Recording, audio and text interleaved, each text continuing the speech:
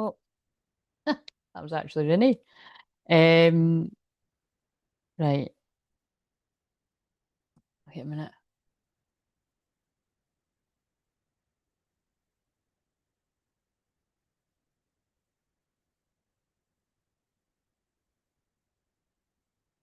The sound wasn't too loud when it done that.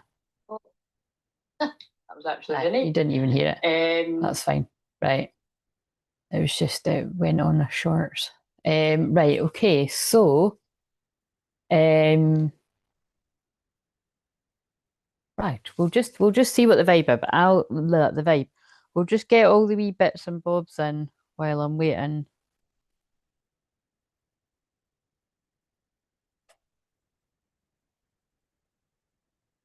Um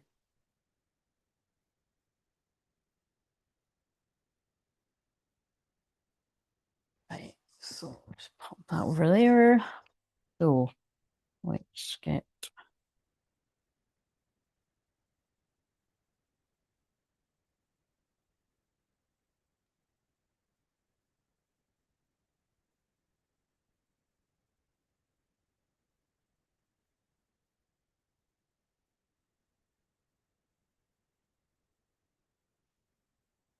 welcome if you're new. I just like to do all the wee bits and bobs while nobody's here because otherwise I get chatting and then sometimes I completely forget to put it in, but that doesn't usually happen. Right, the goal, well, we already had a goal from the last time.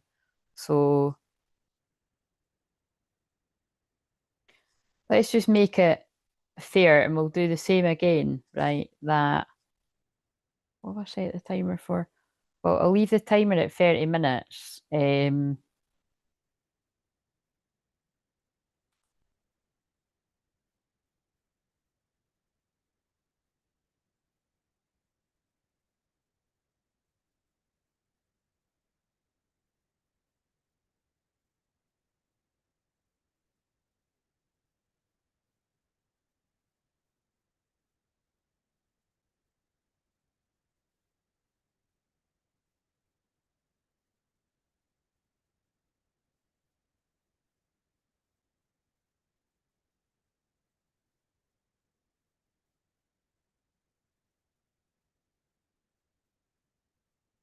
So I'll still do that even if nobody matches the goal, but I've only set a fiver, so do you know what I mean? It's just the point is that if I keep doing things like that and because it's a community, then I can give, I already give a lot, but I can give back even more. It just makes it a wee bit more fun.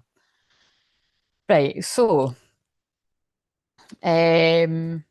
notice I've finally taken my cards out the back. It feels really weird because it makes it lighter, but you know, hopefully I don't forget my bank card when I go out and I need it or something. But it's rare that I'm going out anyway. And the thing is, I always used to be buying a coffee when I was walking on the beach, but I don't even do that now. So, right, okay. So my rough plan is, oh, wait a minute. I already know that people can hear me, but hopefully I don't forget my bank card when I go out and I need it. Yeah. So I've already had a few instances where the mic has died. So I am totally getting the message, right? Well, I know personally it's a message for me that it's just, they're warming me up to slowing down for taking some time off. And it's so funny because I keep talking like it's in a few days and it's actually a couple of weeks away. But it's like I'm really excited to just not be doing like my work. I love my work, but it's quite funny. I can feel my soul's like quite tired and just wanting to chill. Um, but in a way, it kind of is because like tomorrow and Wednesday, when the moon's in my 12th house, I always do that anyway. So it's kind of like I am just quite excited to just rest tomorrow as well. But um, but I'm going on about this because there's a general message of needing to balance work, rest, and play because there was a card that came up like that. So I've filmed. So basically, I've been non-stop today, and I've filmed a video for tomorrow and Wednesday. I was in the live. I was live streaming in the membership both levels. That was really what I was. I went over what was going to be in there, but totally worth it because it was really good fun. And our newest member, who's in Australia, was able to catch me, and I think she'd even wanted to catch here, which is a huge honor because that means it's going to be like crazy o'clock in the morning. So I wasn't holding her to that. I was like, just catch replay. But that was fun. And yes, but basically, so the other thing is, I was wanting to channel a shaman. Oh my God, there you go. Speak of the. I'm not going to call you the devil. Speak of the angel that's just arrived. The double Aries angel that Tani didn't know what our moon and rising were, and we can't have that around here. So I checked, and it completely matched up. I'm a woman of my word. You are indeed. I am learning this. Yes, that's go you. But I hope you're not. What have you got anything you need to be up for in the morning? It basically is the morning. Um, but yeah, basically, I was going to channel a shamanic journey because if you're new to the channel, I actually used to put them out more regularly. But I mean, I don't know how many there is. There's got to be at least 10 there. For the whole sort of 4 years that I really started going for it on here, um there's got to be at least 10 or so. I've never counted. Actually, I think there's more than that. But anyway, there's a playlist, and I wouldn't advise you to watch one and then let it roll through all of them because the last person I'd done a session with, when she had said she'd fallen asleep, and I was like, "Oh, did you watch the whole playlist?" And she was like, "Well, maybe." But I think actually her phone switches off, so we might have been in luck that her iPad or something times it out, which is a good thing. Because basically, what I always say to people is, it's not that, "Hello, Renee, how are you doing?" Renee, the phone actually went on to one of your shorts when I started. You couldn't hear it, but it was something about a cowboy or something. It was like a song. I think it was like one from a few months ago, but so there might be something about a cowboy coming on in here. But basically, so yeah, there's something about it'll be another song that you're introducing me to that I'm not aware of or something. But yeah, there is definitely there's something about balance and work, rest, and play because now we're in 0 degrees Libra, which is about balancing your life in general, right? And as this is a twin flame channel, balancing your feminine masculine within you and balancing in your twin flame connection. Although when I'm doing mediumship Monday, like this is open to everyone and you can, so you don't need to be on the twin flame journey, right? Like anybody can come and join in and chat and that, although, that doesn't tend to happen. But I'm like, you're welcome. You're welcome to join in the twin flame stuff too. It's just, as long as you understand it's twin flames I'm here to, channel about. But where was I going with that? There was something else.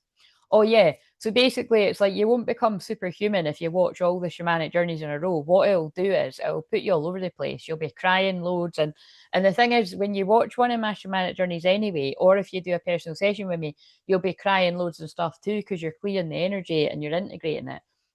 So it's not wise to do that. That's why I always say watch one, pick one, and if you have to, so it's in a playlist. So pick the one in the playlist, come out the playlist, and then it'll be in your history, and then click on it, and then it shouldn't roll on to another video unless you've got it on that setting on your YouTube. So there's that for people that are new or people that need a reminder. Because like I said, it seriously won't, that won't, it's not good to do that. It's too much energy. That's like people that, it's kind of like what I've said before about all these crystal bracelets and that. I used to wear about 20 on each arm. It's too much energy. Look, notice I don't even wear any now. Do you know what I mean? So I've got nothing against crystal bracelets. I love my crystals. I've got them all around me and everything, but they're just, I don't know, they're just not my thing anymore. Every now and again, I might wear like one. But remember, the last one I put on, it broke. It was too much energy. Like it was the labradorite one, and it broke live on the thing. So, but yeah, that's a good example of that. It's too much energy, right? So, but my God, someone's got a loud laugh out there. Nothing wrong with a loud, like we love a loud laugh. It sounds like a bit of a dirty laugh, actually. But yeah, so talking of dirty laughs, we're also 0 degrees Mars and Scorpio. So that's pretty spicy, sexy energy. It is exactly conjunct my Pluto in Scorpio right now, too. So, I got a compliment the minute I went live, and it was from Lexi, but that doesn't matter. That was an Aries sister appreciating an Aries sister. But it's real, you know what I mean? It's kind of like I can feel that kind of sass, kind of, yeah, come on, fuck around and find out kind of energy. Do you know what I mean? But notice I mean like that as well. Like Mars is like action, war, fighting, but it's just with me, it's a bit kind of like we're going to need to put aside the Mary Magdalene and Jesus guides of mine for tonight. Although the roses and all of that unconditional love is always all around. I'm in Goddess Isis, Goddess Kali kind of fierce energy. Do you know what I mean? But that's because we need to be, because that's what I started saying. I don't usually film. I try to avoid channeling things on the actual equinox, and even just the week building up to it, right? And sometimes the week after it. As it's went this week, because it aligns in my chart, I'm, like saying for Tuesday, Wednesday, for the middle of this week, I'm completely, in my own energy, and I'm doing this, and I'll be resting the next couple of days, and then I'll come back Thursday and do a live stream. And that's only if I'm guided to, but I feel I'm gonna use the Black Moon Lilith cards, and we're gonna do a bit of shadow work, shadow integration in that, because at some point over the moon in Scorpio on Wednesday, Thursday, that it's going to be Moon, Mars, and then Black Moon Lilith is there too. So that's all quite a lot of, that is a lot of shadow work to be working with, warming us up before we go into Scorpio season. But we've only just moved into Libra season, so we'll pace ourselves a little bit. But so what was I saying there? The rough plan was I was going to pre-record it, right? I was going to pre-record the shamanic journey because I haven't done one of them for ages. But because the time just ran away, and I don't, it's annoying, but I know that there's a message in that. And the message was, I had originally planned to do it live. So because I ran out of time, and by the time I finished filming what I needed to film, I was like, oh, well, I need to eat something. So I made a banging burger, honestly. It was nice. And then, I needed to come here. So the message was they want me to channel it live. So I will do that. But I was kind of like, right, do I do it now when I start, or do I do Mediumship Monday? So the reason I'm, doing all this is I thought, I always need to get the energy out. So we'll do a bit of Mediumship Monday the usual way that I do it. And then I'll sort of feel into it. So maybe in about, I'm not even going to give a time. I looked at a timer and there's 25 minutes. If we can, in 25 minutes, end this to do a shamanic journey, we will. But if we're having fun, we can prolong it a bit. But the plan is we're going to do a bit of whatever comes up here for the collective. And then I'm going to come off only because, or I've just had a brainwave. That is an excellent idea, Claire. Yes. This will stop me from having to come off and come on again, right? So as long as when I start the shamanic journey, somebody reminds me to press record, right? Then I can re-upload it, and then it won't be annoying for people on replay. Yeah, that is a great idea, providing it works. Worst case scenario, it doesn't record it and people have to go to the timestamp after all this. But this is part of it. You know what I mean? Like, this is everything that I'm saying is part of the energy too. It's things that are going to be relevant to someone. So anyway, that's the plan. So when that goes off, mind you, I'm not going to hear it because it's a silent timer. I got it for a reason for when I'm working late. It was annoying how loud it was, but what if I don't see it? I did not think this through. This needs to be somewhere I can see it. This is the problem. I'm so time blind. I'm going to have to put it right in my face because that doesn't make any difference to you guys. But surely I'm going to notice if it's sitting there. Yeah, surely I'm going to notice if it's sitting there, but I still might not. So that's what we're going to do. We're going to hang out. We're going to do a bit of this, and then I'm going to do the shamanic journey, and then I'm going to come off, and then I'm going to do Libra. So it's going to be a long night.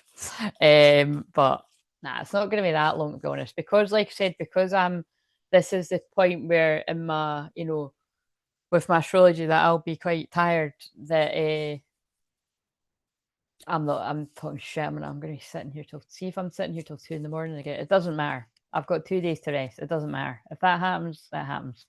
It doesn't need to be silent. It has got a volume bit too. But the volume bit's a bit intrusive. It's a bit loud. I love that you're attempting the timer. I thought, I know. It never works. It never works.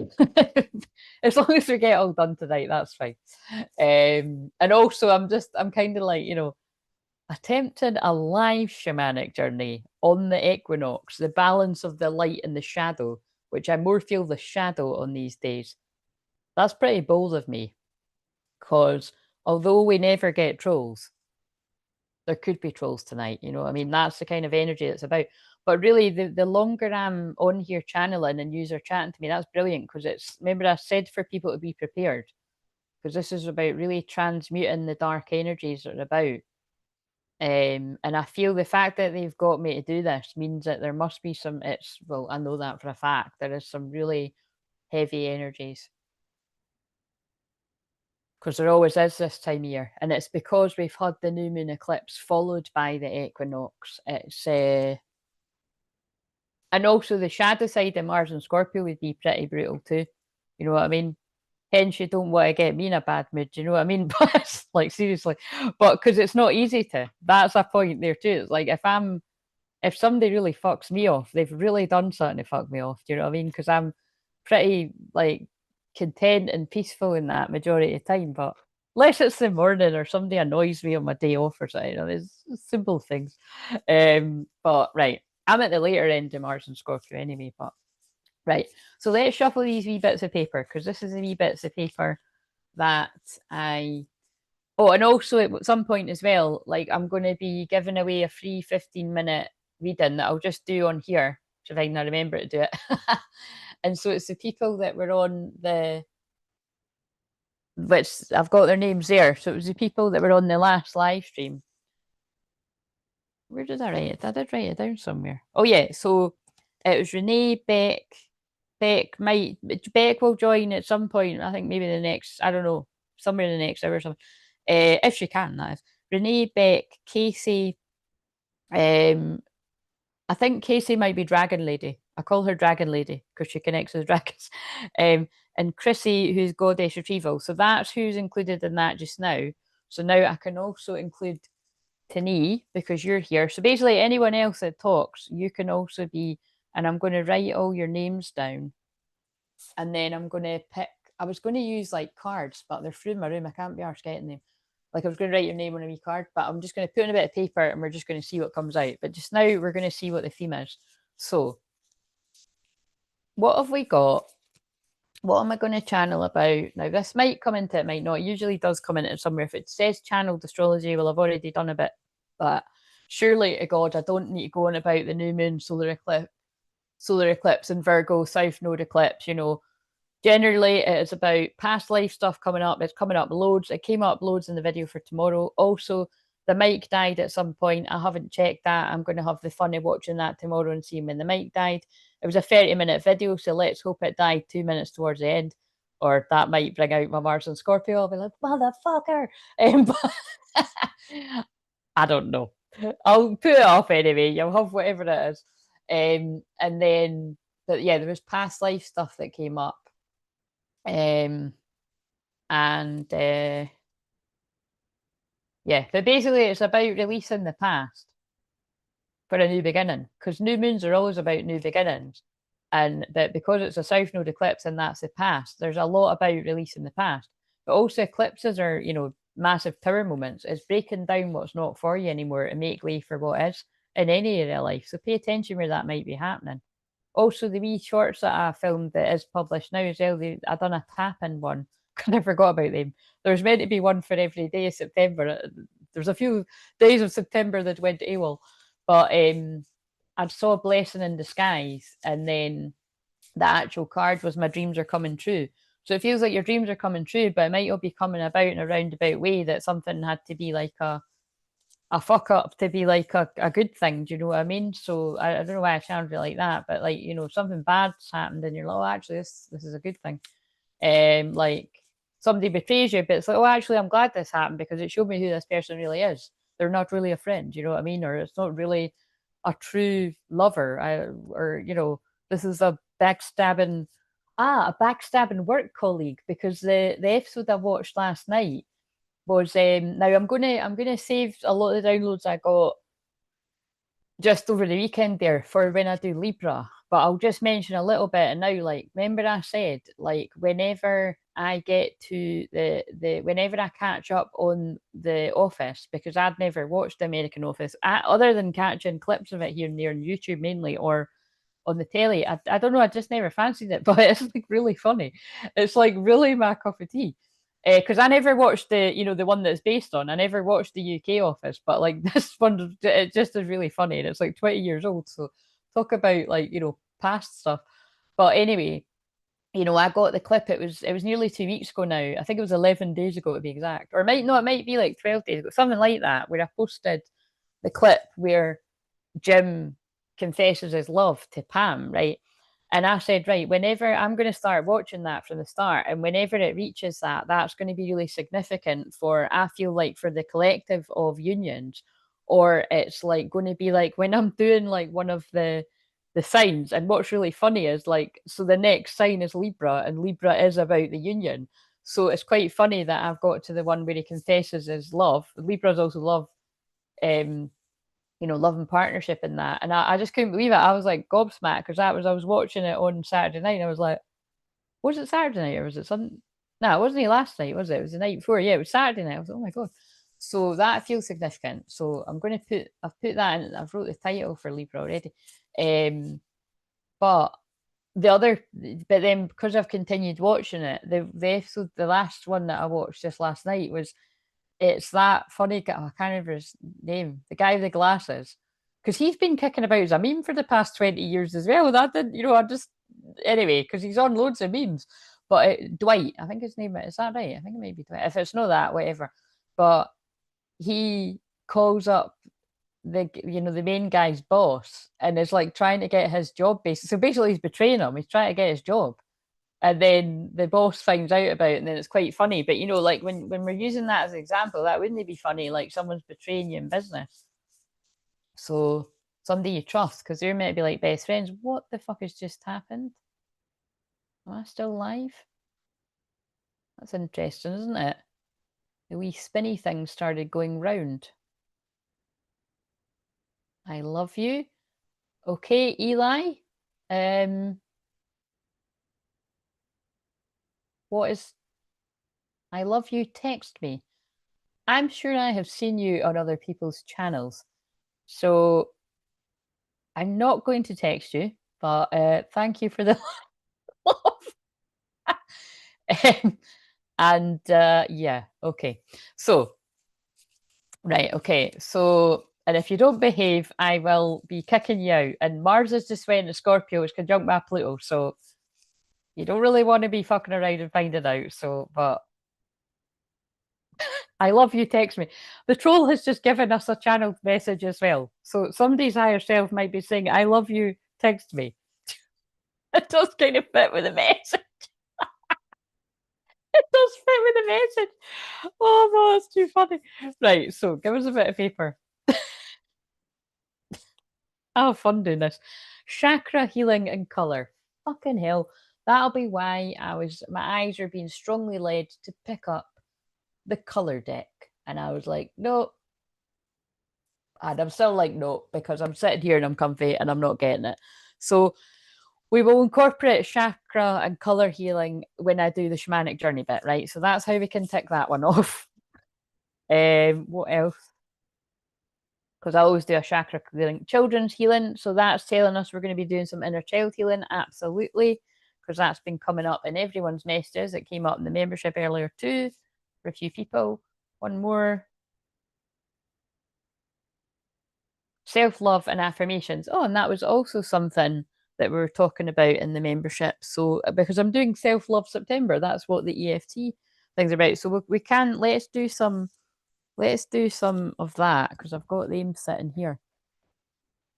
So and then there you go, right? That kind of makes it easy because I'm going to be doing the color healing in the shamanic journey bit, and I bring colour into pretty much everything I do anyway, because that's part, I'm a colour healer. So it's just, but also, so you can't see this looks black or something, but it's green. So there's something about healing the heart chakra with me wearing this, because everything I wear is always part of it. I don't consciously think of it. It's just really when I sit down, I'm like, oh, yeah. Also, they're really pulling my eyes to this. So look, this is before I came on, this was just kicking about on the floor and released. So it was very, apt for the autumn equinox. I know it's different parts in the world, but yeah, so release, it's just very in line with what I just said about the new moon as well. So a minute, that might be a good thumbnail, because I always do that too fast. Let's say inner child healing. The inner child cards, right? Okay, let's do some. So what have we got then? What do people need to know for the inner child healing? We'll do one for the feminine, one for the masculine.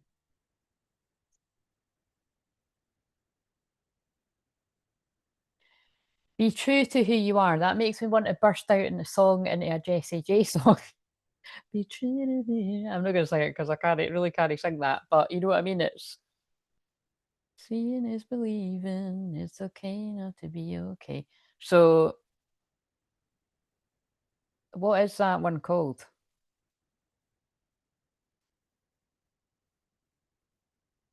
Who you are. It might just be called Who You Are, actually. Oh, I don't know what that one's called. I can never remember. But um, be true to who you are. Fear will not stop you from shining. Abso-fucking-lutely for my divine feminines. So yes, fear will not stop you from shining because if you're a divine feminine, male or female on this journey, you will have been guided to shine in some sort of way. And some of you may have had to really move through quite a lot of fear. You know what I mean? Myself included. So well done if you've done that. And again, the masculine will be following in some type of way in whatever way they've been guided to, or you're already a masculine, male, or female doing that. So the 5th of October could be significant too. That is right before the full moon in Aries. So that's, I keep thinking it's like next week, but it's 2 weeks from now. Oh, actually, of course, because we're in the new moon. So of course it's 2 weeks away. Right. So because it's every couple of weeks. So yeah, so look out for the 5th of October being significant there. What's the thing from Mean Girls? That's the 4th, eh? Remember the 3rd of October or the 4th of October, that's when Aaron turned around and asked me. So that just popped into my mind. But whenever that comes up, there might be something about a group of like karmic people, like Mean Girls, with me remembering that. I think it's the 3rd of October or is it the 4th of October? Maybe the 3rd of October. But anyway, so yeah, the feminine, keep on shining. Keep on listening to what your inner child wants you to do. Keep on having fun. If it's not fun, adjust accordingly. So, like specifically for me, I'm trying to film as many videos as I can for October when I'm off. I haven't started yet. I was meant to have started in my plan, so that it didn't, so that I wasn't rushing it. But if it becomes not fun for me and it becomes a bit of a burden, or if it becomes like, I'm going to burn out to try to do that, I know nobody would. Well, actually, there are some people that would want that to happen to me, but we're going to ignore that. The genuine loving soul family, I know nobody would want me to knock my pad in just so that you had content for October. Because at the end of the day, you have there's a shorts. Like I've done a shorts for every day. So there's at least that. So the masculine, you've got 39. So 39 could be significant. You're wanted. There is a home waiting within. Now that card, right? That's really interesting. So again, what that says to me is a lot of the masculine, male and female, you could be dealing with like abandonment wounds right now, or feeling like this person wouldn't want me in their life anyway. Or it's been too late. It's too late. It's too long. Taking ages, or like what all these kind of things that I can feel coming through. But that always reminds me of that film Interstellar, because if you've seen, I spoke about this quite a lot, but it's so that always reminds me kind of like galactic cosmic unions that are happening right now. Like at the end of that, it's kind of a spoiler alert. So if you've not seen that, look away now or put the volume down. But basically, and this was really recently I said this, so this must be relevant that I'm saying it again. But it's about denial, because it's like he's flying with her in space, and it's like he hasn't actually recognized he's in love with her, and it's only like right at the end of the film so it's hard to explain. It's because it's really like out there in galactic, and that he's meant to be like 100 and whatever, 152 or something. His daughter's like dying on her deathbed, she's like in her 80s or something, and so the daughter's had family and everything, and this is them being reunited because he was lost somewhere in space, right? It's kind of, that's generally it.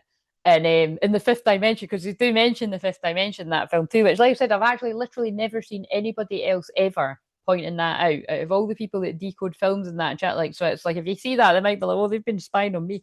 But anyway, they do mention it, so it's kind of interesting. But it's yeah, like it's just really interesting how she's like, "Go and get her." You know what I mean? Like nobody should have to see their child die. Like even with a weird circle, she's like, "Go and get her," and he's like, "Who?" And she's like, "You know who." So I think there's a moment like that, where there's a female around someone that's like, go and get her. You know what I mean? And it's funny, this is a masculine's card. So you're wanted. There's a home waiting within.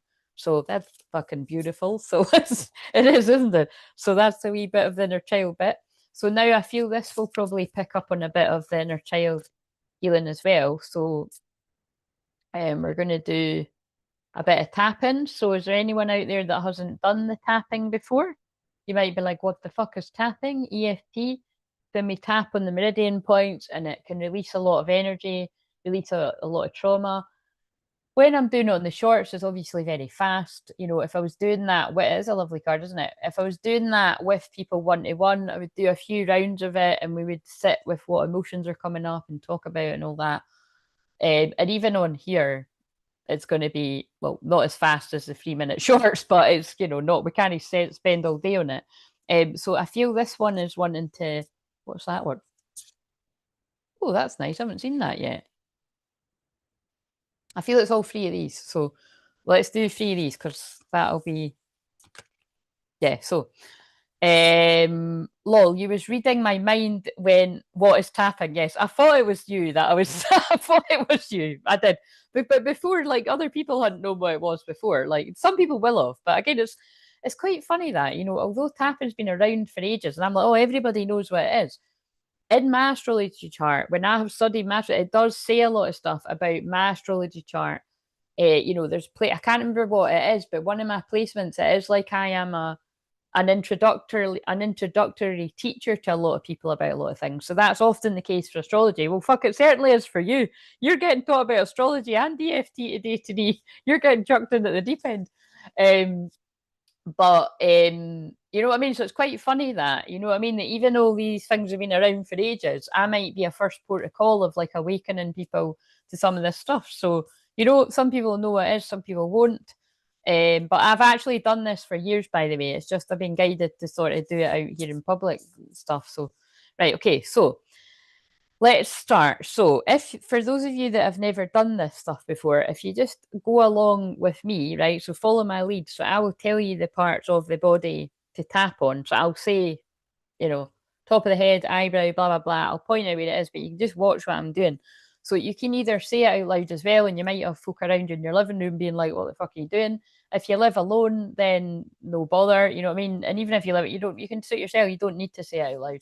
But just what would be wise is just to notice the emotions it brings up in you. So I always say, I'll try and stop myself from saying it, but whenever I get to this one, this is to do with shame. Like this always gets me. So there's obviously it's shame and other things, but that's the main thing I always remember. That is the only thing I remember actually. It's there's something about that moves a lot of emotion in me. So if I was saying something that was quite personal to me, because that's the whole idea, the statements you make up are to do what you're going through. So say you were going through some difficulty at work, right? Then the practitioner would make up a statement about that, like surrounding what you're going through. So my hubby will probably say, "What the fuck are you doing?" when he sees me tapping. Yeah, well, that could be quite entertaining. So keep us updated on how that goes. But yeah, you don't need to say it like, but just yeah, you'll be like, "What's she doing?" You'll be like, but yeah, you feel the emotion because the first time we done this in the membership, what about a month ago or something, 6 weeks ago, Renee, you really felt it, didn't you? Like the people in the membership felt it. So right, so the most important thing is just checking how you feel before and how you feel after, you know. And like I said, just be realistic about we're only doing it sort of quickly and not as intense as if it was one to one. But if you do find it helpful, then you might want to go and watch some of my shorts, or if people are if you let me know you like this in the comments after it finishes, not only will that help the algorithm, but it will. Wait a minute, I'm not signed in. It will also help me to know that if you want some of these videos to be tapping ones, wait a minute, I don't think this will.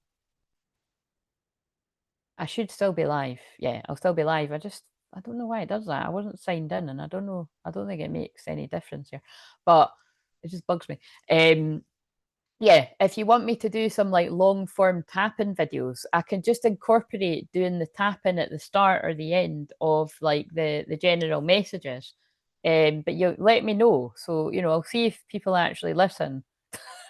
I know people listen, but yeah, if you anyone that's brave enough, because there are some of you that to let me know when this finishes in the standing comments, and then I'll try to do that because I'm going to start filming the ones for October.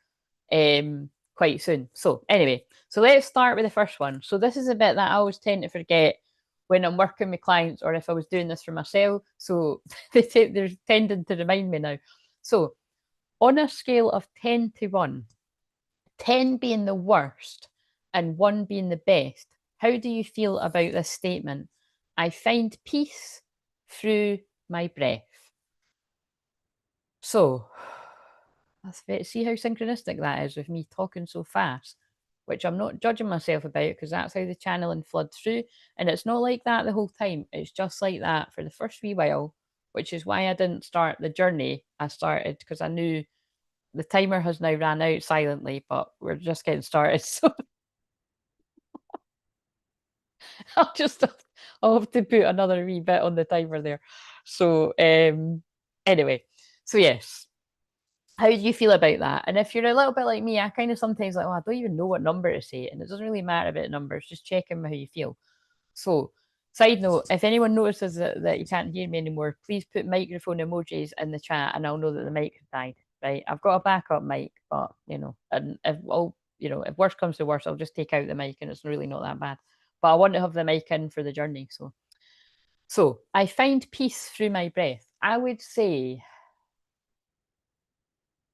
when I do slow down to breathe properly, because when I'm in my mum's company, she's always saying, like, just stop talking while you're eating, just eat properly, and all that kind of stuff. Do you know what I mean? But I do find peace through my breath.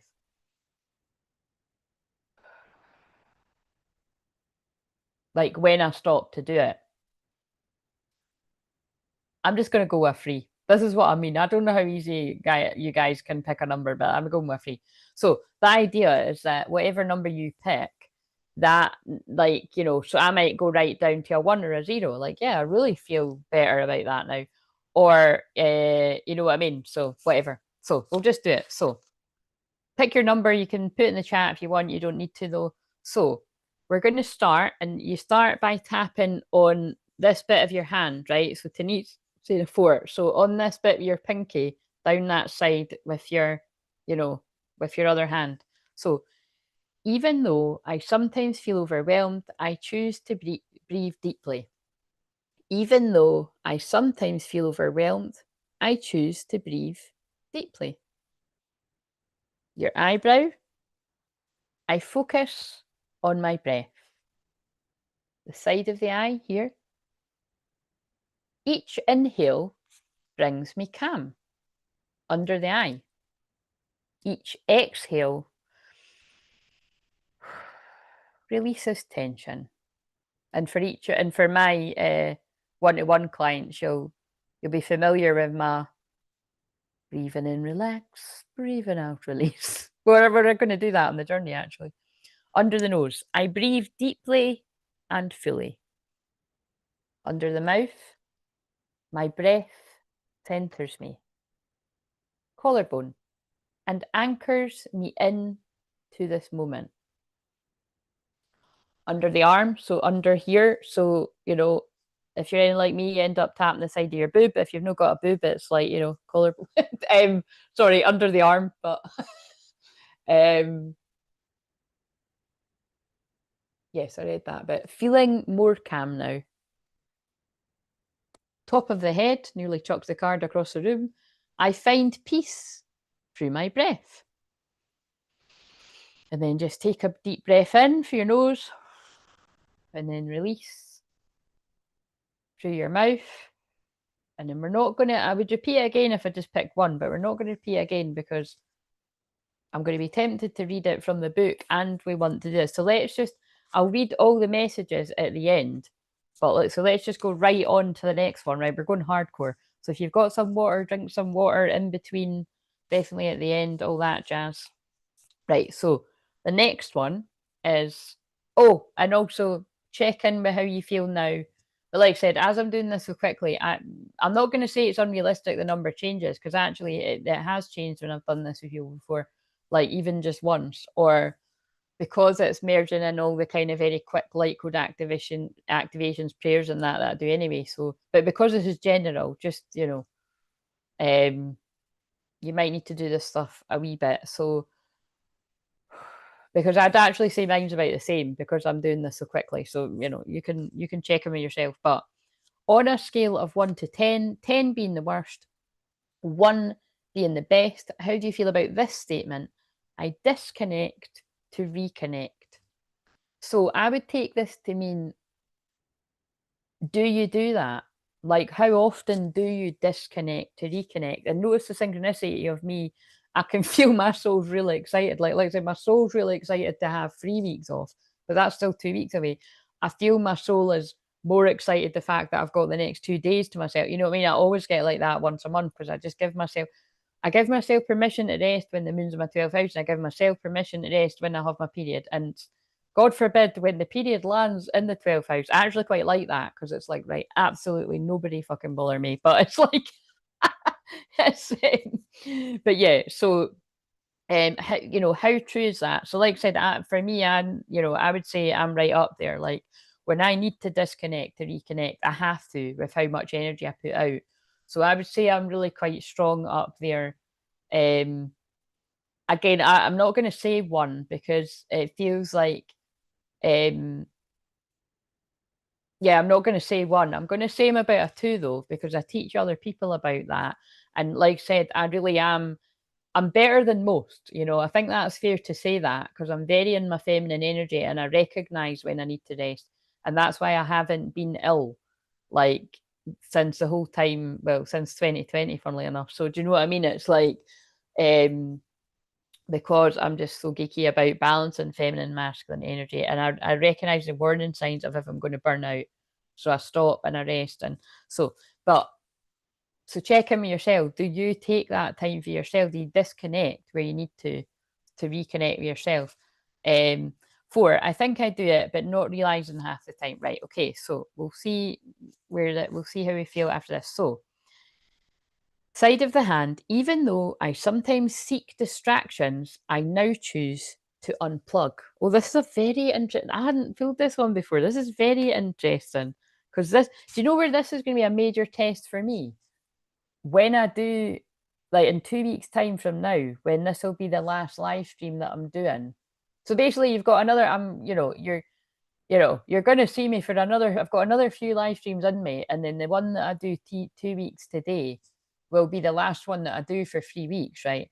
And it's like that'll be the real test for me because it's like, oh, you know what I mean? This feels weird. So anyway, that's how it makes sense to me. So check in yourself. Even though I sometimes seek distractions, I now choose to unplug. And what's just coming to me is it makes sense. That's why when I'm just chatting, you can still tap on that bit of hand. That's why people go on holiday, you know what I mean, to unplug and recharge. Because you can't sort of like pick up your laptop unless you took it with you, to start doing stuff or your phone. It's like actually take yourself away from your usual environment to fully relax. It's like my mum said that to me before when like, you know, like I shouldn't really take my phone in when I'm having a bath because I'm not switching off if I'm watching a video. Like you're still really active, especially those of you with ADHD and stuff. Like it's good to just completely just be in the silence. Side note, I rarely do that, by the way. I need my phone because I want to know what time it is and everything. I'm like, how annoying would that be if like your phone? Anyway, just being honest. But you should do that. It doesn't mean we don't always do it. It doesn't mean we always do the advice that we say. So there's something in that. So eyebrow. I give myself permission to disconnect. I wanted to say fucking disconnect. That's quite funny. I don't know why something was just. Maybe someone needs to say it like that. I give myself permission to fucking disconnect. Side of the eye. I step away from screens. Oh my god, I'm going to really need to do this when I'm going away. Under the eye. I create space for inner quiet. Under the nose. I tune in to my own thoughts and feelings. Under the mouth. As I am present in my own life. Collarbone. Unplugging becomes easier. Under the arm. I feel more joy in my world. Top of the head. I disconnect to reconnect. Take a deep breath in. Release. check in with where you're feeling. Again, for me, is the number is still staying the same because I'm doing it so quick, but you can check in. Right, so, well, this is, I don't know about the last one, but this is the last one that sort of jumped out. So I accept others. I think it will be the last one, or it's going to take me ages to get through all these. So I accept others as they are. So be really honest with yourself about that one. When I'm burping, that's when I'm clearing energy. Be really honest with yourself on that one, because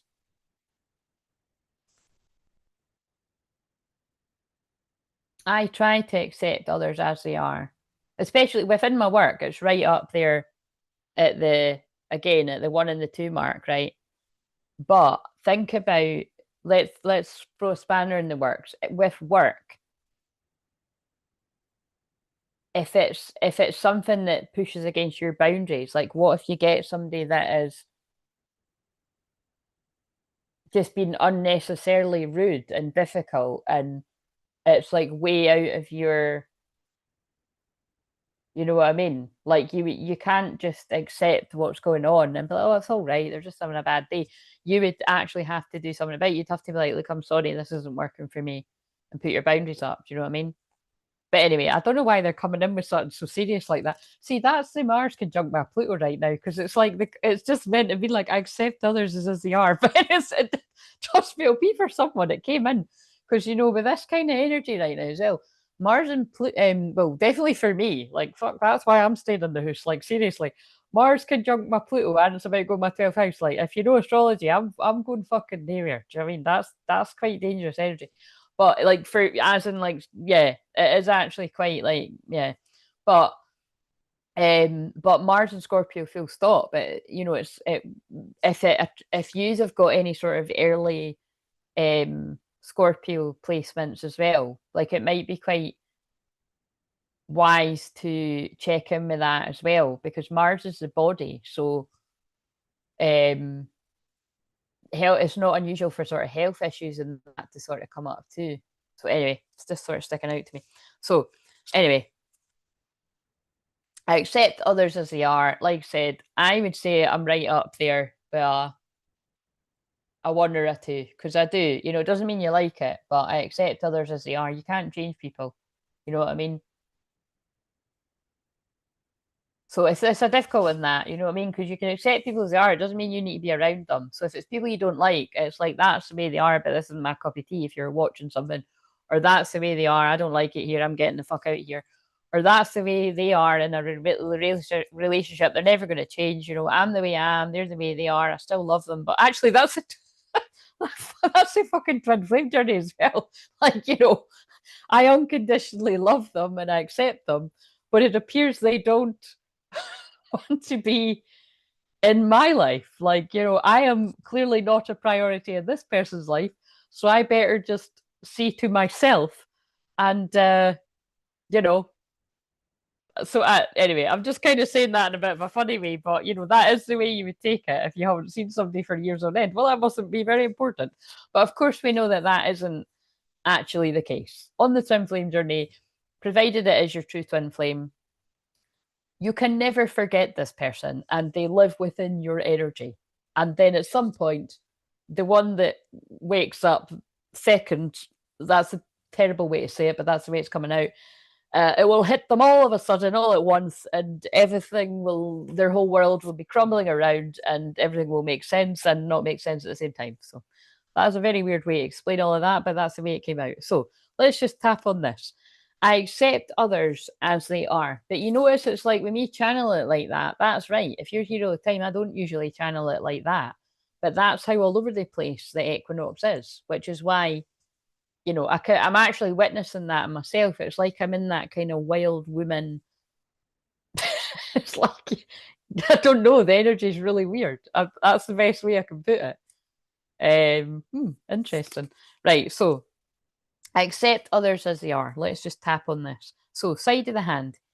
Even though I may want others to change, I choose to accept people as they are. Again, excellent one for the twin flame journey. We're going to say it again. Even though I may want others to change, I choose to accept people as they are. because that means you're accepting a part of you, you see. It's to do with your shadow.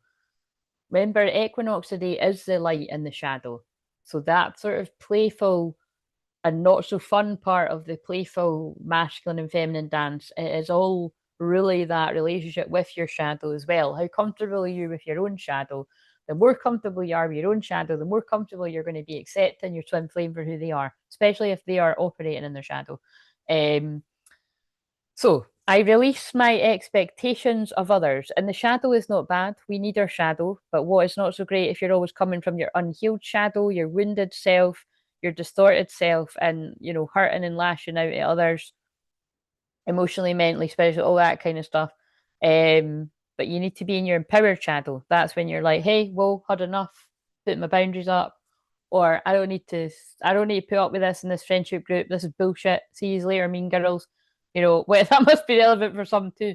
So yes, I release my expectations of others, side of the eye, and let go of the need to fix anyone.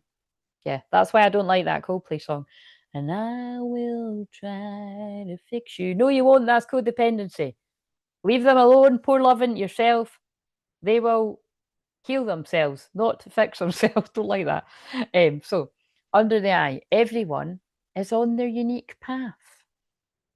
Under the nose, and their experiences shape their choices. That's really interesting. That's very in line with something I was channeling the membership earlier. For those of you that are being guided back to like close out things with karmic, like it feels like family members or friends or lovers in some cases, it's like you're being guided to that for a reason. So everyone's got a different path, and it's who knows, it's something within your soul that is calling you to sort of, I need to go back here and sort of see what this is about. And you see, that some people won't hear that, but in some romantic cases, that will have been the case. Somebody had to go and see what it was all about. In most cases, you find out the grass wasn't greener, the grass was astroturf. But do you know what I'm saying? Even if it's not love, like, oh, maybe I'm going to give this friend a chance. You find out, nope, they were a C word the last time, they've been an even bigger C word this time. Or I hated that job when I was at it before, I've returned to it, it's even worse. So this is like, you know what I mean? Saturn in Pisces. Saturn is boundaries. Pisces is blurry boundaries, no boundaries. So while Saturn is in retrograde right now in Pisces, a lot of us could be going back and repeating karmic lessons that, oh, fuck, I've already done this. Why are we doing this again? But if you're recognizing the lessons, you're like, actually, I'm not going back. Like, I know how this ends. You know what I mean? So everyone's in different kinds of areas. And that's why I said I channeled months ago that Saturn retrograde in Pisces was going to be like, could be like you're jumping, never mind quantum leap in the highest timeline. You could feel like you're taking 10 steps back to an old timeline. But I also feel any emotional situations that people could have had coming arising at definitely would have had at the full moon in Pisces 2 weeks ago. I feel you might be ready to do something about it. So, like, I can think of some things in my life where, there were just a couple of situations arise that I was expecting things from the past, nothing to do with love or that. And I was just kind of like, oh, I don't really want to deal with that right now. And it was some things that really actually quite upset me. And then today I was having that brutal realization of like, right, I'm going to actually need to have to. It was just, something where I need to reply to things, like I don't want to actually ghost these situations. So, you know what I mean? So that could be quite similar too. So, yeah, just notice where that might be coming up. So remember, Saturn is retrograde in Pisces until the end of November, and then it will be in Pisces, direct, and well, it'll be just not retrograde until the 13th of February, and then it will go back into Saturn and Aries, where we were before, it just retrograde. So, and that's when people could really have huge wake up calls to the truth if you were pulled back into some type of lie or distortion. So, under the mouth, I honor their journey. Collarbone, I find peace and acceptance. We're going to do another round of this one, but I mean, I'm not going to apologize because the channeling wanted to come in through this. So, under the arm, I appreciate diverse perspective. That was weird. You know how I just said I'm not going to apologize? Because I'm not, because this is the way that the channeling comes through, right? But I more feel like this is going to connect to if you or someone's in their ego about this, and it's like, I'm not going to apologize, I'm not in the wrong, this person needs to apologize to me. And I feel there's something about like really looking at that, whoever that's speaking to, like, are you coming from ego or are you coming from integrity? Like, no, I really do feel that way. And it's like there's something about like, are you 100% sure that you're right on that one, or is it your ego? So that's just going to speak to a few people, but that really came in there. It was just the way I said it. I'm not going to apologize. Top of the head, I accept others as they are. Right, okay, so we're going to do that one again, okay? So even though I may want others to change, I choose to accept people as they are. Eyebrow, I release my expectations of others. Sided eye, and I let go of the need to fix anyone. Side, oh, wait a minute. Yeah. Under the eye, everyone is on their unique path. Under the nose, and their experiences shape their choices. Therefore, they need to take personal responsibility for the consequences. Harsh but true, and you can tell that really is the Mars conjunct my Pluto right now. Brutal. That's it's called Scorpio brutal truth, and that's brutal truth. We've all made bad decisions and had to deal with the consequences. If you haven't, well, oh, sorry, perfect out there. Do you know what I mean? So I'm a teacher of that. I fuck up, I learn from it, I come back and teach you. Sometimes it's years after I went through the issue, sometimes it's shortly after. But you know what I mean? That is my human design. I fuck up, I learn from it, I come and teach you. Don't follow as I don't do as exactly as I do. What's that saying again? I feel like my granddad used to say something like that. But it's like that's just my way, you know. I've just noticed that doesn't make sense. But at least it doesn't make it boring around here, you know, for me or you guys. But so um I've got lost in this again. I honor their journey under the mouth. I find peace and acceptance, collarbone. Sorry, I'm doing it the wrong way around. Collarbone and then right. Under the arm, I appreciate diverse perspectives. I don't remember reading that bit. Top of the head, I accept others as they are. Right, do we need to read these from? Oh, we will. I'll read them from the book, right? But what I'll do is, I think I'll read these from the book, and then I think that'll be it. I think I'll maybe just pull one of the cards from here, and then we'll get going with the journey. I just looked at it, I was like, see if I've actually said that right in my Twin Flames numbers, but it's quite a bit past that now, so I often do that. That's a hard one because people at work, but also family members. Oh, I don't remember. Was that one? I know. I start getting in my head too. Don't do as I do, and don't say as I say. Yeah, I think it was that one. Right. Learn from a lesson. Yes, exactly. Right. So I find peace through my breath. Let's see what this says. So 30. So the 30th of September could be significant.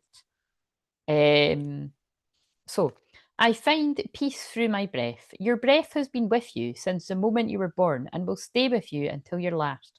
It's a constant companion always there, waiting to help you navigate life's ups and downs. Yet we often overlook its quiet power. We forget that our breath is an ever present tool for finding peace and calm. But here's the truth, your breath never lies. When it's rapid and shallow, your body is likely signaling stress or anxiety. But when you slow down and breathe deeply, calmness naturally follows. This card is a gentle reminder that peace is always just a breath away. Your breath is a steady anchor guiding you back to the present moment. As often as you can today, take a moment to simply observe your breath. Could you breathe a little more deeply? If so, take a few gentle inhales and exhales. So, breathing in, relax. Breathing out, release. Let these small moments of simply being and breathing become an oasis of peace scattered throughout your day. But like I said, I'm going to go on the journey too, so I will slow down during then. I'm can do that too. Tapping is incredibly powerful for deepening your breathing. Before you tap, notice the depth of your breath. Then after tapping, observe how much more freely you can breathe. The differences might surprise you. Make it a habit to check in with your breath throughout the day today, in meetings, while waiting in line, or before important conversations. By regularly tuning into your breath, you're training yourself to find peace, not in the external circumstances, but within yourself. Lovely. So I disconnect to reconnect, 34. 34 could be significant. Just ignore it if it's not. Right, so it's easy to get lost in the constant stream of notifications, updates, and endless scrolling. But what are we really connecting with when we're glued to our screens? Are we truly living our lives to the fullest, or just spending hours looking at everyone else's?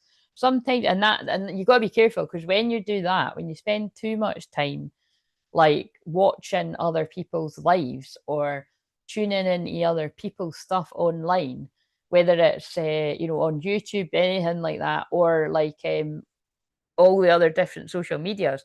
That's when definitely like when we're talking about others, like so like personal social media and that, like when you start, well, really any type of social media, when you start feeling the unhealed parts of your shadow emerging, like jealousy and envy and stuff, that's telling you something.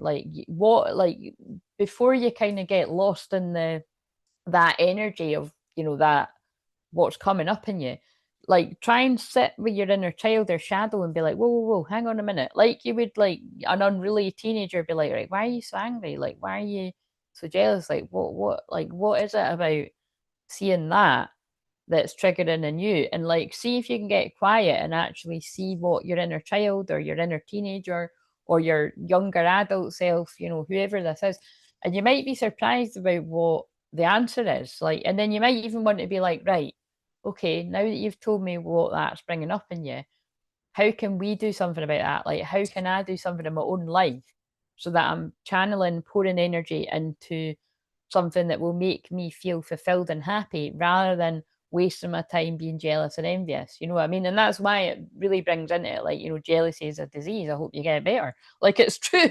By the way, this is total Mars and Scorpio stuff.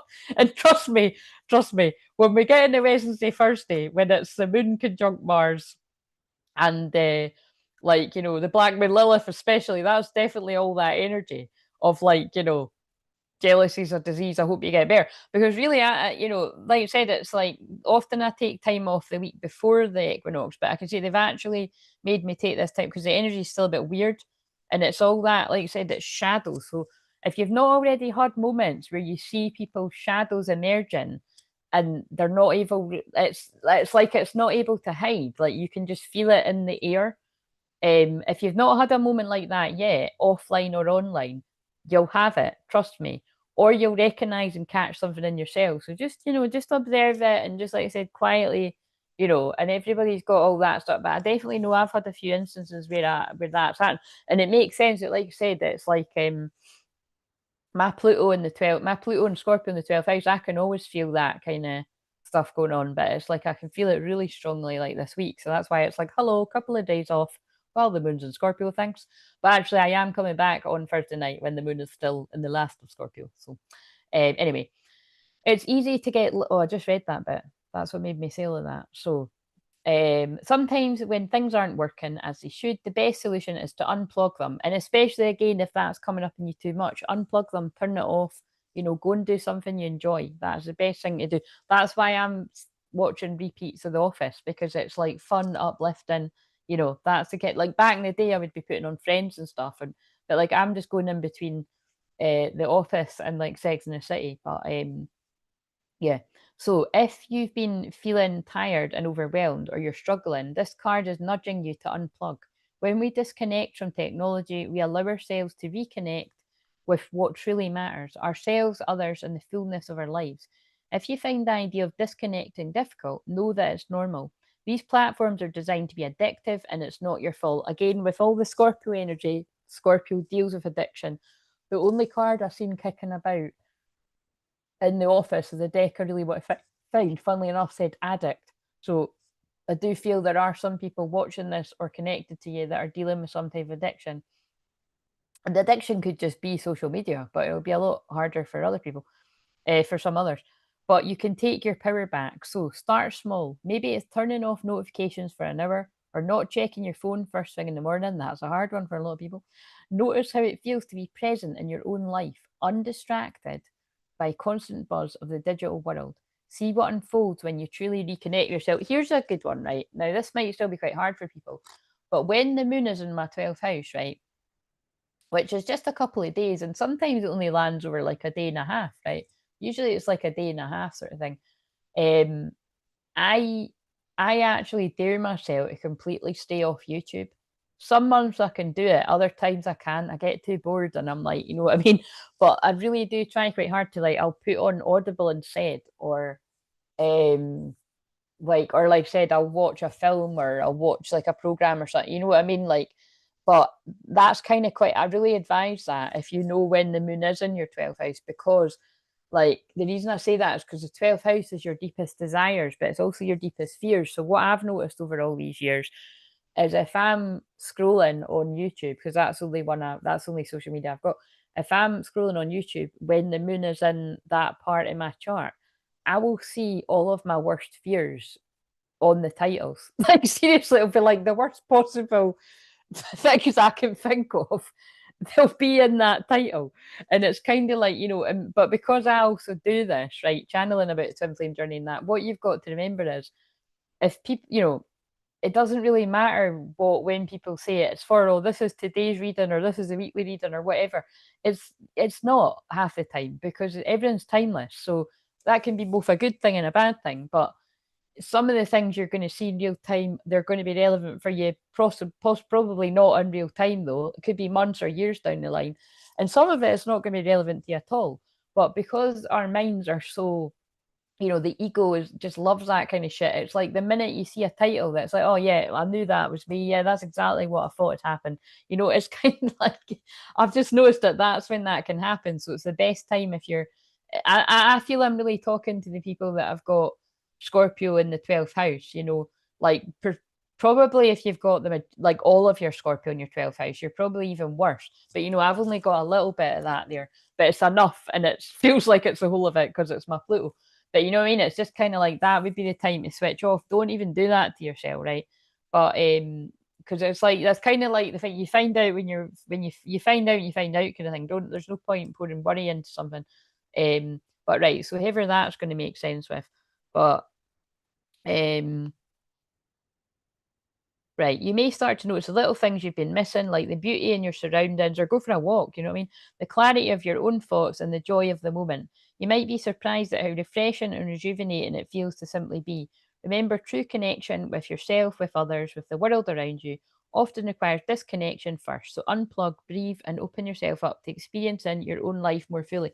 So there's obviously something very strongly in the collective right now about balancing work, rest, and play, or getting some time off, because I'm going on about me doing that soon. But also, like, even the message for tomorrow, the card actually said balance, work, rest, and play.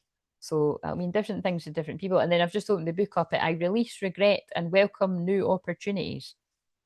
I better read that because I'm not tapping on it, but that is exactly what this energy is of the new moon and the equinox. Regret can either weigh us down and anchor us to the past and serves a powerful teacher and guide us towards new opportunities. Regrets are a normal part of life. In fact, regret reminds us that we care deeply and that we're constantly learning from our choices. As Brene Brown so wisely said, to live with our regret is to believe that you have nothing to learn, no amends to make, and no opportunities to be braver in your life. And like I said, oh, just you bash on perfect out there. Do you know what I mean?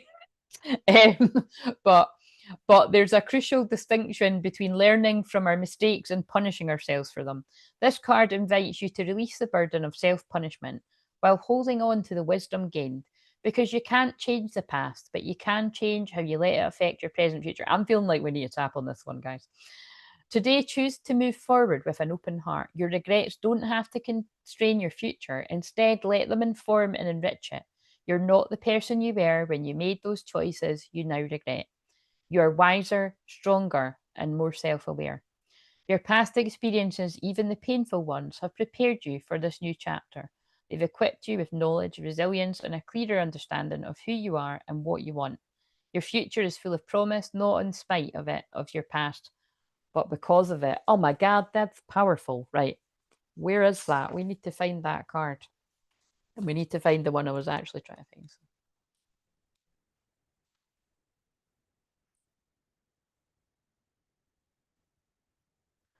Right. Right. Somebody remind me when I'm getting the end of this. I don't need to go off. I'm just going to press record, okay? Because I nearly was forgetting that. Right. No, I'm not shuffling. I'm trying to find. I let go of what I cannot control. What's it called? Shit. What the fuck is it? Oh my God. Does anyone? There it is. I was like, does anyone? Right. 31. 31. Because I'm like, how am I going to find it? Nah. I need to see what it's called. I need to actually see what the front looks like. It's got some type of mountain on it or something. Guys, I don't know. I might not be able to find it. I'm not going to give up yet. Well, there's quite a few that haven't come out actually.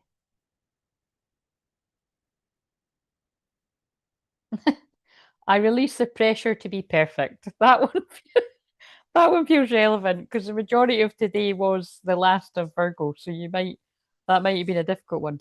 I am enough. I remember pulling that on here once. The wee mouse is like, I am enough. It's never too late. These are sticking out to me when I'm deserving of success. Right, okay. Where's the one that I'm actually trying to find? There's a dolphin one that's about resolving conflicts in love. Badger, I'm grounded in present moment. No, no, come on, where is it? There it is. Found it. Right, okay, so I have found it. I have found it. Right, now let's also read. How much energy do you spend wishing people were different, wanting your partner to be more attentive? Sorry, that's really funny, but see, when I looked at it quickly, I thought I was going to say attractive. That's a bit fucking harsh. Do you know what I mean? Anyway, not attractive. Wanting your partner to be more attentive. Oh my god, my eyes are watering. Your friends to be more reliable, your colleagues to be more efficient. This desire for teaching to change often causes frustration, disappointment, and tension. It's a path that inevitably leads to resentment. Both of you and for those you're trying to change. This card is an invitation to release your expectations of others and find peace and acceptance. It doesn't mean you agree with every choice someone makes. It doesn't even mean that you have to keep them in your life, which I already said during this. Do you know what I mean? Like you can recognize things, but you don't need to keep people around you. You'd be like, right, I accept that person as an asshole. I don't want them in my life anymore. Do you know what I mean? Kind of joking, but sometimes we do think that about others. But where I accept that this bunch of friends are kind of bitchy and gossip about each other. I don't really want to be a part of this actually. I kind of want to be when I meet up with my friends, I want to have a nice time and I want to think that they've got my back and I've got their back. They're not talking about me, and behind my back and all this kind of stuff. I don't want to be sleeping with one eye open with people that are meant to be my lover actually, like in that um, you know, I saw it the other day. I forgot that. Oh my god, this is so annoying when I do that. I actually wanted to say Fatal Attraction. That is not that film. That's even worse. Fucking hell. That's the karmic dark stuff coming out. What is it called, guys? Somebody come on, somebody be my memory. Why do I always forget? It's Colin Farrell and he's sleeping with the enemy.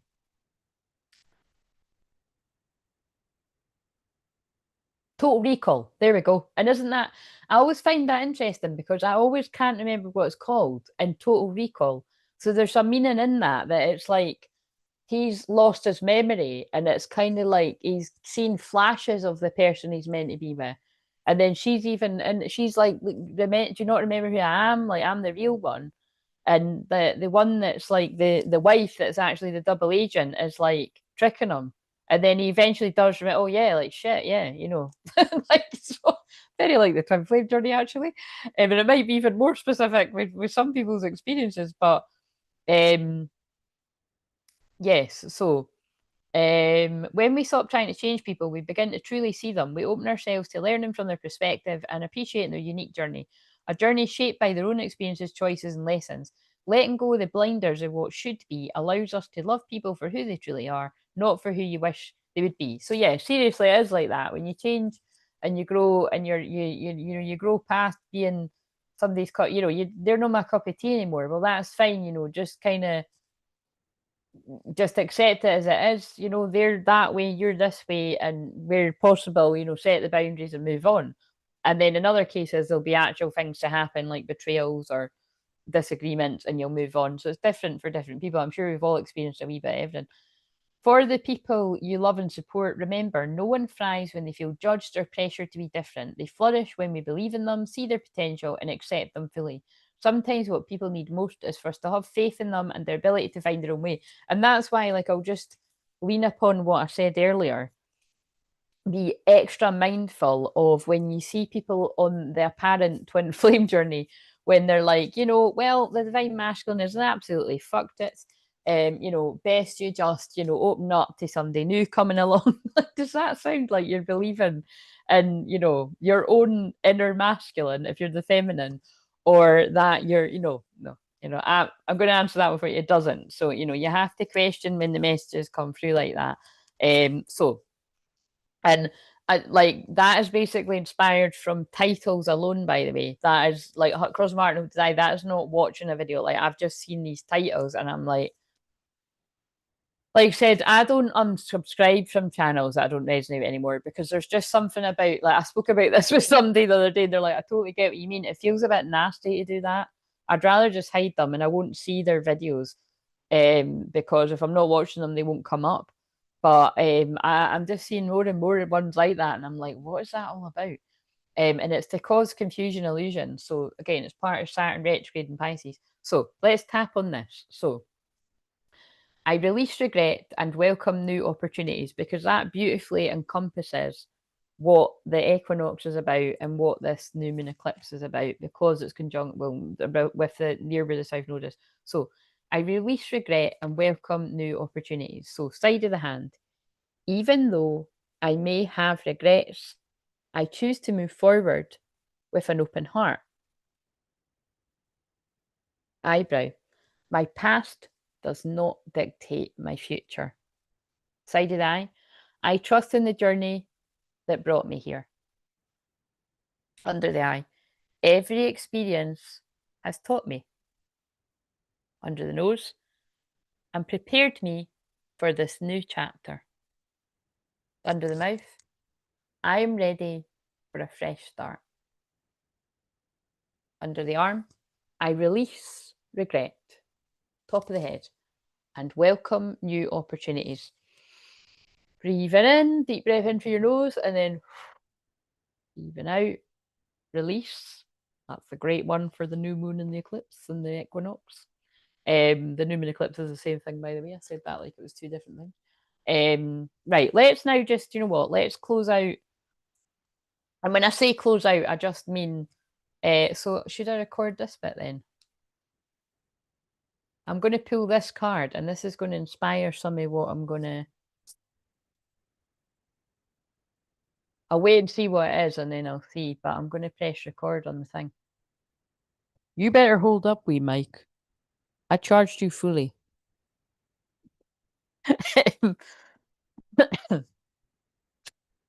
Hello, welcome. We're just about to read this card and then go into the shamanic journey part.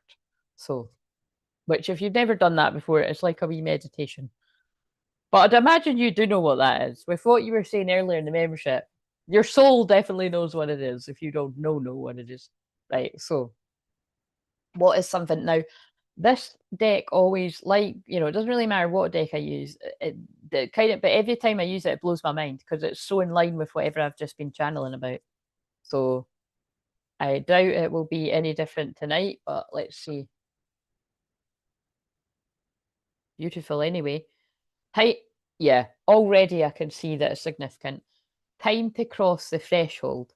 So before I even read that, it feels like it's time to cross the threshold of your new beginning. But what that reminds me of in my archetype deck, the threshold card, it always reminds me of like somebody like coming to your door, because it's like crossing the threshold. I don't know why I always associate with that. So it's either you're approaching a new doorway for your own life, or somebody could actually be coming to your door, or there's an opportunity, because I always associate the doors with like walking through a new door or walking a new timeline. So right, let's just, I still haven't decided whether to record as soon as I start the close your eyes bit, or also the 19th could be significant. So that's going to be the 19th of October. That might be a significant date here. So time to cross the threshold. I'm just gonna run through it to see what it's about. A threshold appears, bringing an end in, so complete that it's no longer possible to return to what has been. Oh my god, yeah. Right, okay, this is so on point. I don't even know. I've not read all of it, but I'm going to record it. Right, so let's pray that it works. It shouldn't, there's no reason it shouldn't work. So basically, get comfy. Is everybody comfy enough to basically be quiet for like the next 30 minutes? I'm going to try and believe myself. Yeah, to be honest, I really don't want to make it any more than 30 minutes because that means I'm starting the Libra one like after 10 o'clock. So, you know, and then that means I can get off by midnight, and that's no bad for me. If I'm still sitting here at 2 in the morning, that's absolutely fine because I've got, you know, I've got time off. But we'll say 30 minutes, right? Because that's quite nice for if when people want to catch the replay. But my guides and God might have other ideas. So basically, I'll just wait, give you a little bit of time to see. So, but prepare to be basically in a peaceful state with your eyes closed. Where is the flash? For the next, there it is. For the next 30 minutes, I'm going to transport you to another time and dimension. And no, I'm not joking. I'm a time traveling quantum shaman. This tea is disgusting. I've ran out my Lady Grey. They're my favourite. You can't get them when you go out like to a coffee shop. Don't know why they can't just buy the fucking tea bags. Do you know what I mean? They're not expensive. They are the same price as other tea bags. That annoys me. But I just have a normal tea. Um, but yeah, I've went through them rapid style because I'm sure I only got them about a week ago, and I went through 80 of them. It's like shit. So I might need to monitor that. I'm not drinking coffee, but it appears I might be drinking an obscene amount of tea. But that's quite funny because on the pickle pile that was sabotaged by the energies that try to stop me, I did pull caffeine free. So, like I said, if you want me to put that up, despite it being the wrong way round, like the video the other day, let me know and I'll put it up because it's a bit of a shame. I might eventually get to turn it round the right way, but yeah, it's just, you know, that's what happened. But yeah, so I'll give it a wee minute. There's 7 people watching and nobody answering me, so it's yeah, but it wasn't nice because it was cold. That's why, because this is fine now. Do you know what I mean? Like I've just put, and that's all right.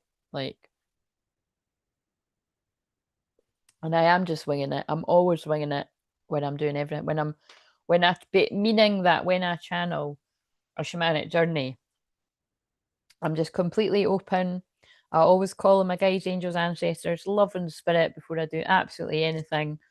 Before I do absolutely anything on here, I've always got my own private things, and then but I always say it during this too.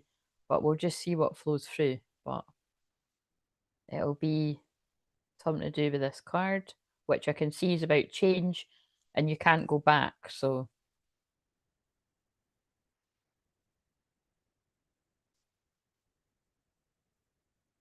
and actually, that video I'm talking about that was uploaded sideways is actually below. It's saying twin flames protected from jealousy.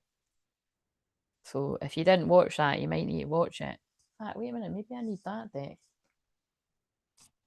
because that's what I'd said. Like it, right? Well, I'll shut. That's what I'll do. I'll pull this now too before I record it. So, right, anyone that joins, we're just going to have to go with like I want to start now because it's 1:45. Wait a minute. Let's just pull one of these. What else do you need to know before I do this?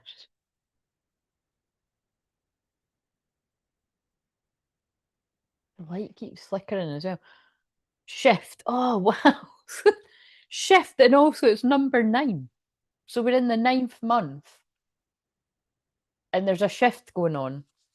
And that's the right. So we'll read both of these. So I'm gonna what's on the back there, Earth, and it is friendship. Look, Look how much I was mentioning changing friendships. So there's definitely changing friendships.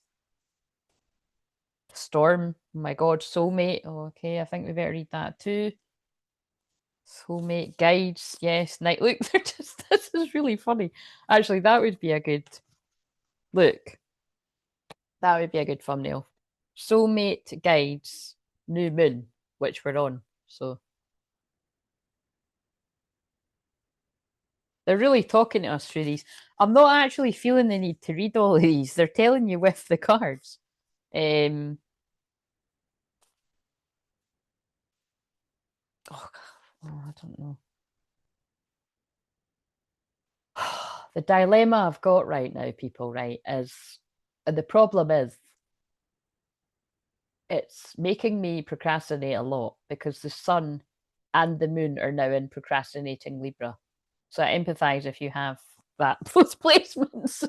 But you know what I'm saying? It's like they read what they mean now and that other card and then press record so that right, actually here we go. Give me a little bit of your feedback. If you were going to watch this shamanic journey, would you want it to just go straight into me saying close your eyes and going into it?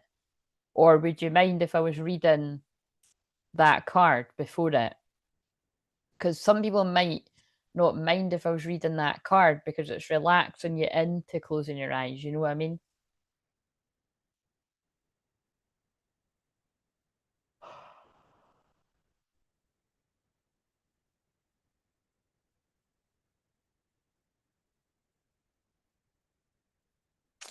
I think what I might do, I'm just going to have a wee peek and see what some of these, it's just in case, you know, because really, it doesn't really matter because I can just say to people, go and watch what I said there.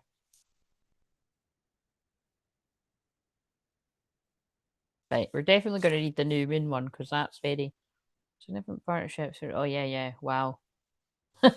It's so funny. They definitely made me get this in divine timing. Right, I'm going to read them all. I've made the decision. We're going to read them all. So I'm going to press record. So, and all it means is this bit will be re-uploaded as a separate thing. So I'm going to put this on.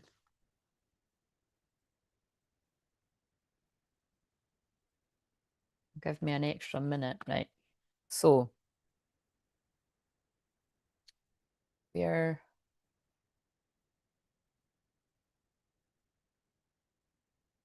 going to hear recording in progress. Doing it.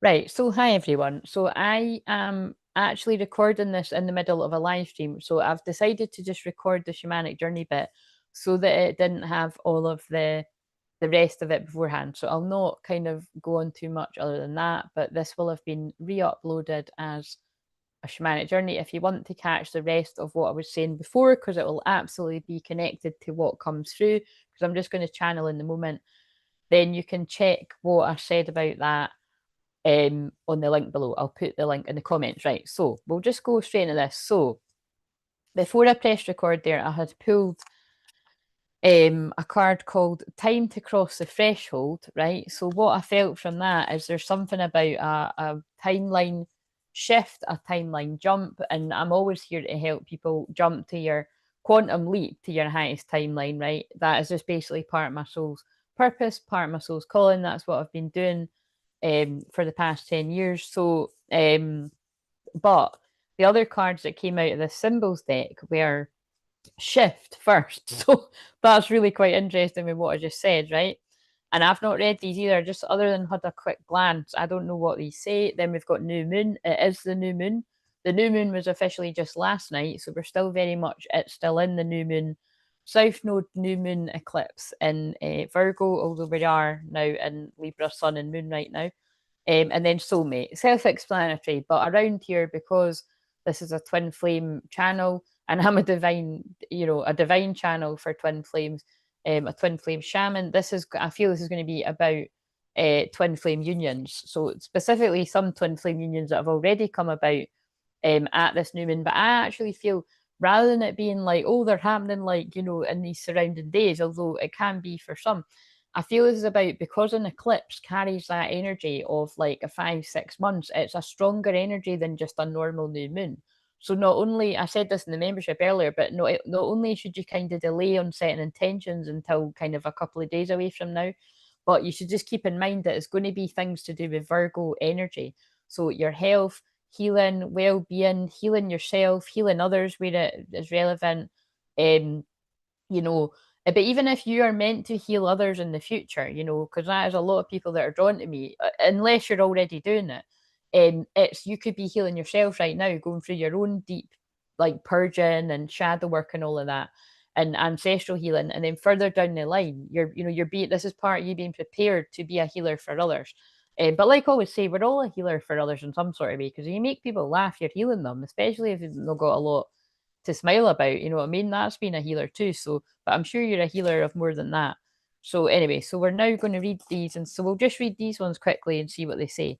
So, but I do feel, with that being called shift, I do feel this is like what I've channeled about for years, about basically that, and loads of other people too. But it's like, I feel like this is, we're in this kind of the event, like this kind of shift, this shift in consciousness, the split timelines, like those people that understand what we've incarnated in this time for, to see through the confusion illusion, and those people that are kind of a wee bit more not really seeing through the distortion and the confusion and the illusion. So I'd imagine if you're still watching this, or if you found this one that I've re-uploaded, it's like, you understand it, or there's at least something that led you to watch this. So new moon, self-explanatory. It's because it is the new moon. Soulmate, like I said, for twin flames, right? Okay, so we'll read new moon first, actually, because that's the page I've just landed on. A new beginning, a fresh start, an auspicious time to start new projects. Drawing this card invites you to begin again. Meditate at this at the new moon. Well, that's what we're about to do. To bring new energy into your life, write a list of intentions, dreams, goals, and wishes to support new direction, invite inspiration. Like I said, entirely up to you, but because of an eclipse, I'd hold off on that for another couple of days.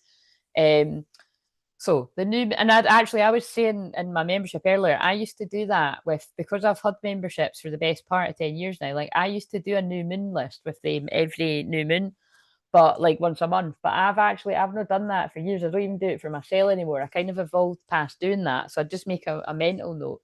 But it's quite a good thing to do if you're led to. It's not a bad thing to like write a list of new moon intentions, and like, it's just setting a goal. So, however that resonates.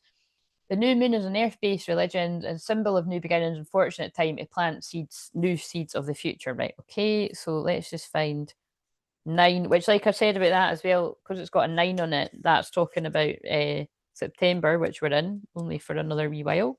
So shift, miracles, divine intervention, the end of stagnation, and divine inspiration are here now. Drawing this card signifies an aha moment or a sudden change in any situation that was stuck or blocked. So notice that they could actually be telling you that's what's going to happen after you listen to this. Because any shamanic journey I do, whether I kind of know what it's going to be about or not, and again, I'm just going to go with however it's going to be these themes, but it might come in with more different stuff. Well, it will. It'll pull from the collective of what needs to go into this. You could have real aha moments and miracle things that happen, because everything that I do is a soul retrieval. So it's about pulling your power back, clearing your energy, and retrieving back your power.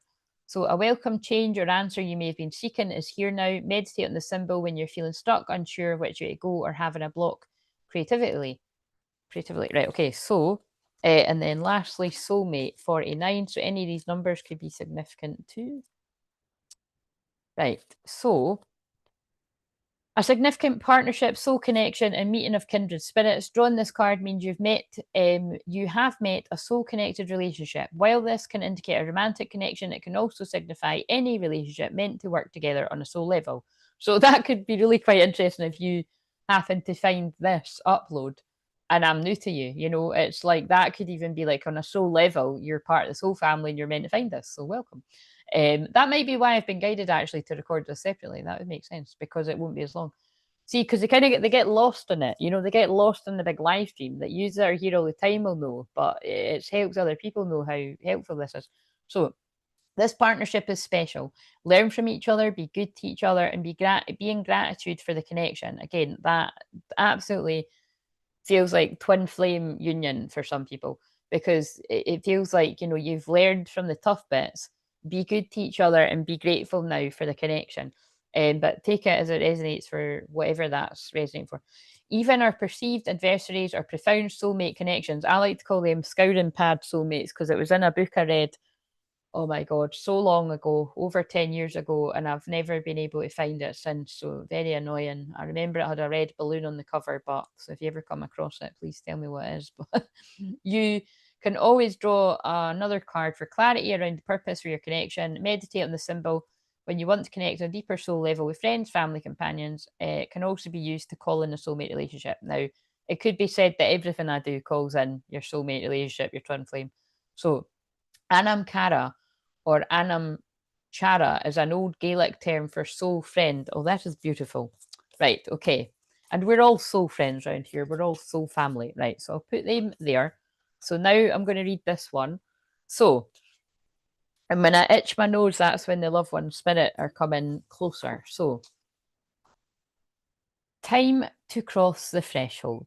A threshold appears, bringing an ending so complete that it is no longer possible to return to what has been. The light of the stars is your faithful guide into this new world. As you trust in your divine connection, deconstructed forms shall reshape themselves into relevant, helpful, and beautiful new ways of living, thriving, and expressing your true self. Trust in your strangest ideas, in that which is different, inspired, or unconventional. This crossing is healing and furthers the activation of your divine potential. So I would say, with me pulling that card for this feels like this shamanic journey soul retrieval is going to activate your divine potential. So I knew it would be a big one with me doing it on this day, but we'll see what comes through. So I'll just read the rest of this. Change is afoot. You won't feel in control of the process. Sounds like eclipse season. Trust in what is new, different, or exciting to you. Don't assume that unless all things happen easily, that you must be on the wrong path. You're on the correct path, even if the birthing pains to fulfill it are challenging. That's the twin flame journey as well. Lots of stuff feels fit into that. You're guided to reject societal norms about how you're supposed to live or what sort of things you're supposed to value. Instead, trust your own values and believe in the truths that you feel within your heart.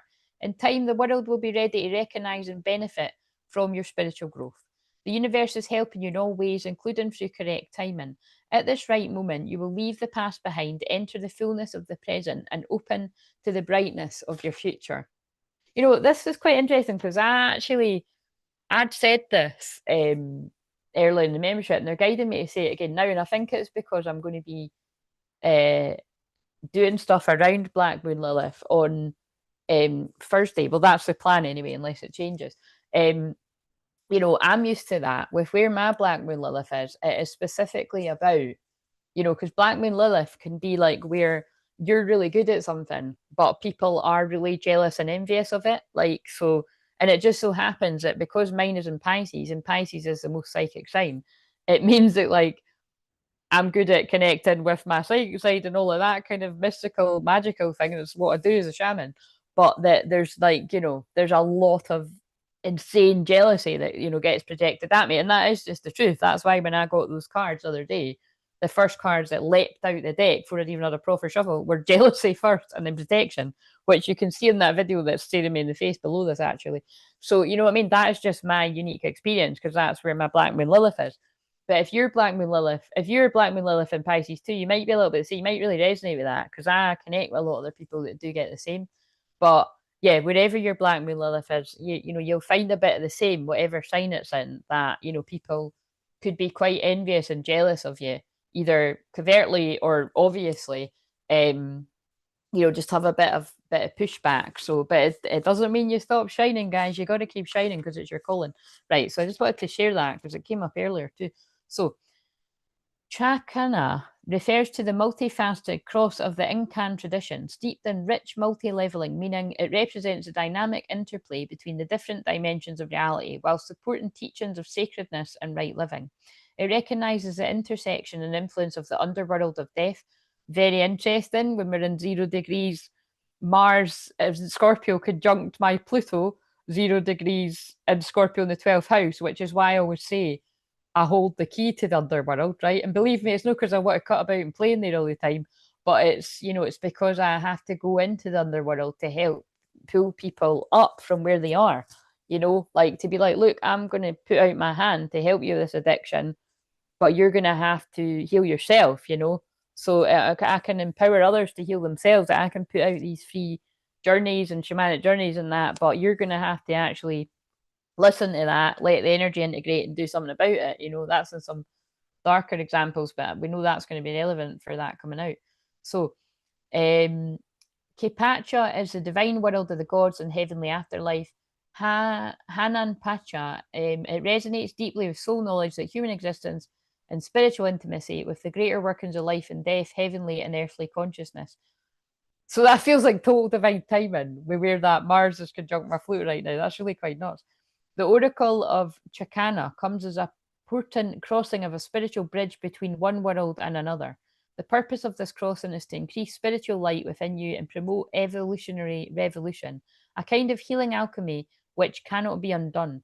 Chakana is the oracle of destiny, of events unfolding, according to the greater movements of the heavens. This is a sign of a blessing that requires conscious human participation so that the love and will of the heavens can manifest in the world for the benefit of all.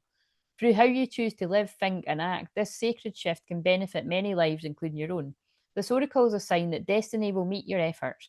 The result of this sacred convergence shall be the fulfillment of an inner potential brought to life in the world. When your journey requires you to stand apart from the crowd, don't be afraid to embrace your outsider status and the freedom it bestows upon you to think differently and objectively. Hello, this is given Pluto and Aquarius all day long. Analyze what isn't working with the clarity that comes with a more distant point of observation.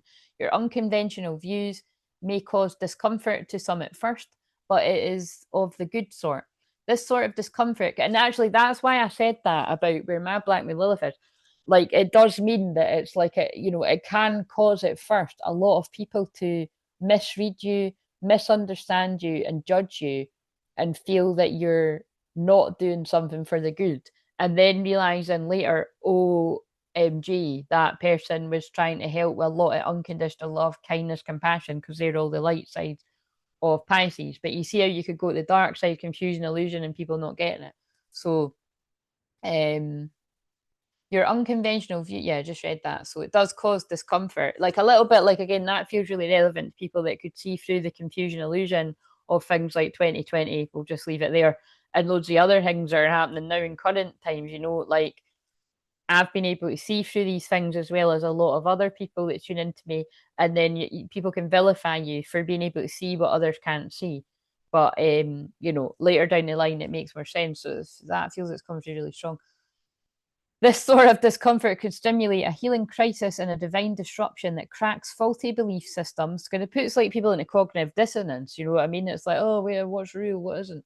This is the only thing that I knew. It's all falling apart.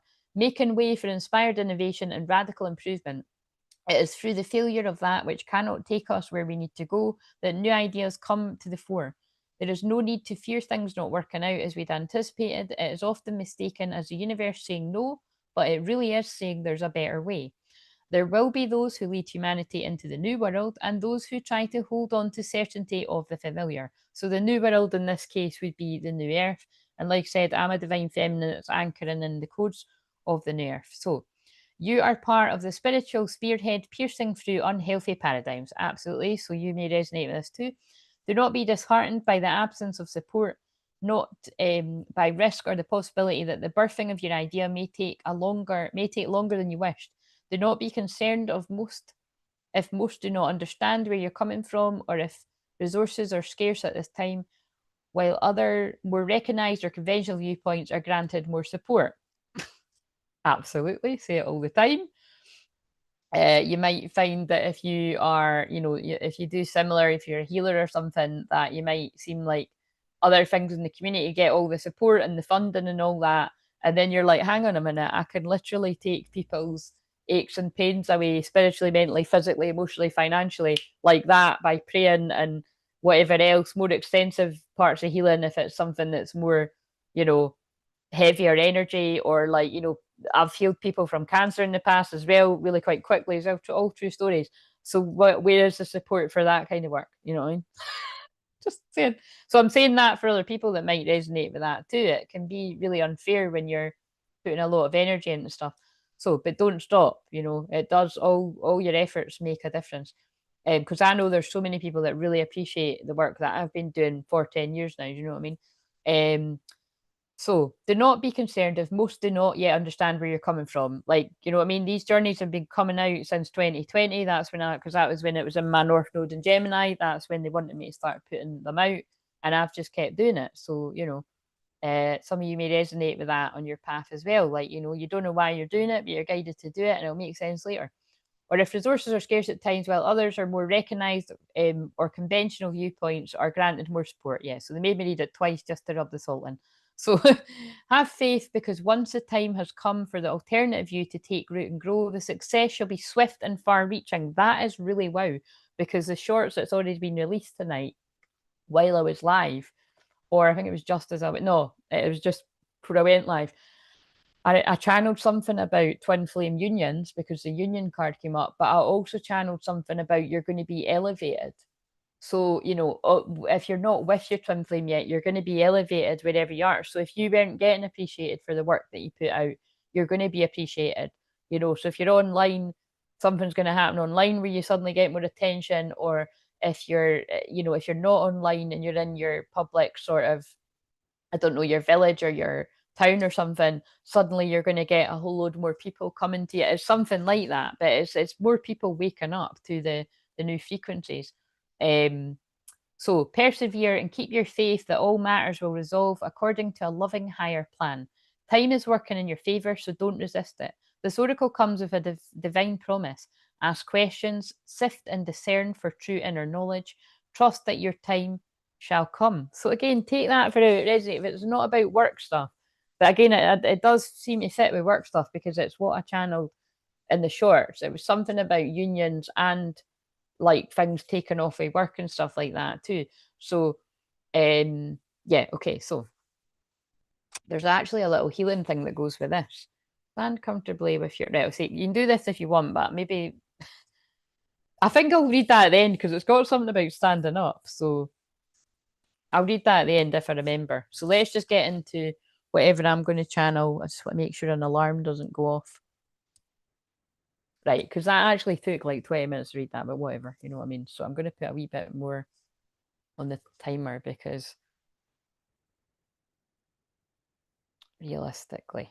Right, so now just get comfortable if you're not already, and I'm just going to ask you to close your eyes because you'll get more out of it if you close your eyes, because when you close your eyes, right, it instantly like signals to your nervous system to relax a wee bit more. So just close your eyes and take a deep breath in, telling yourself to relax, and breathing out, telling yourself release.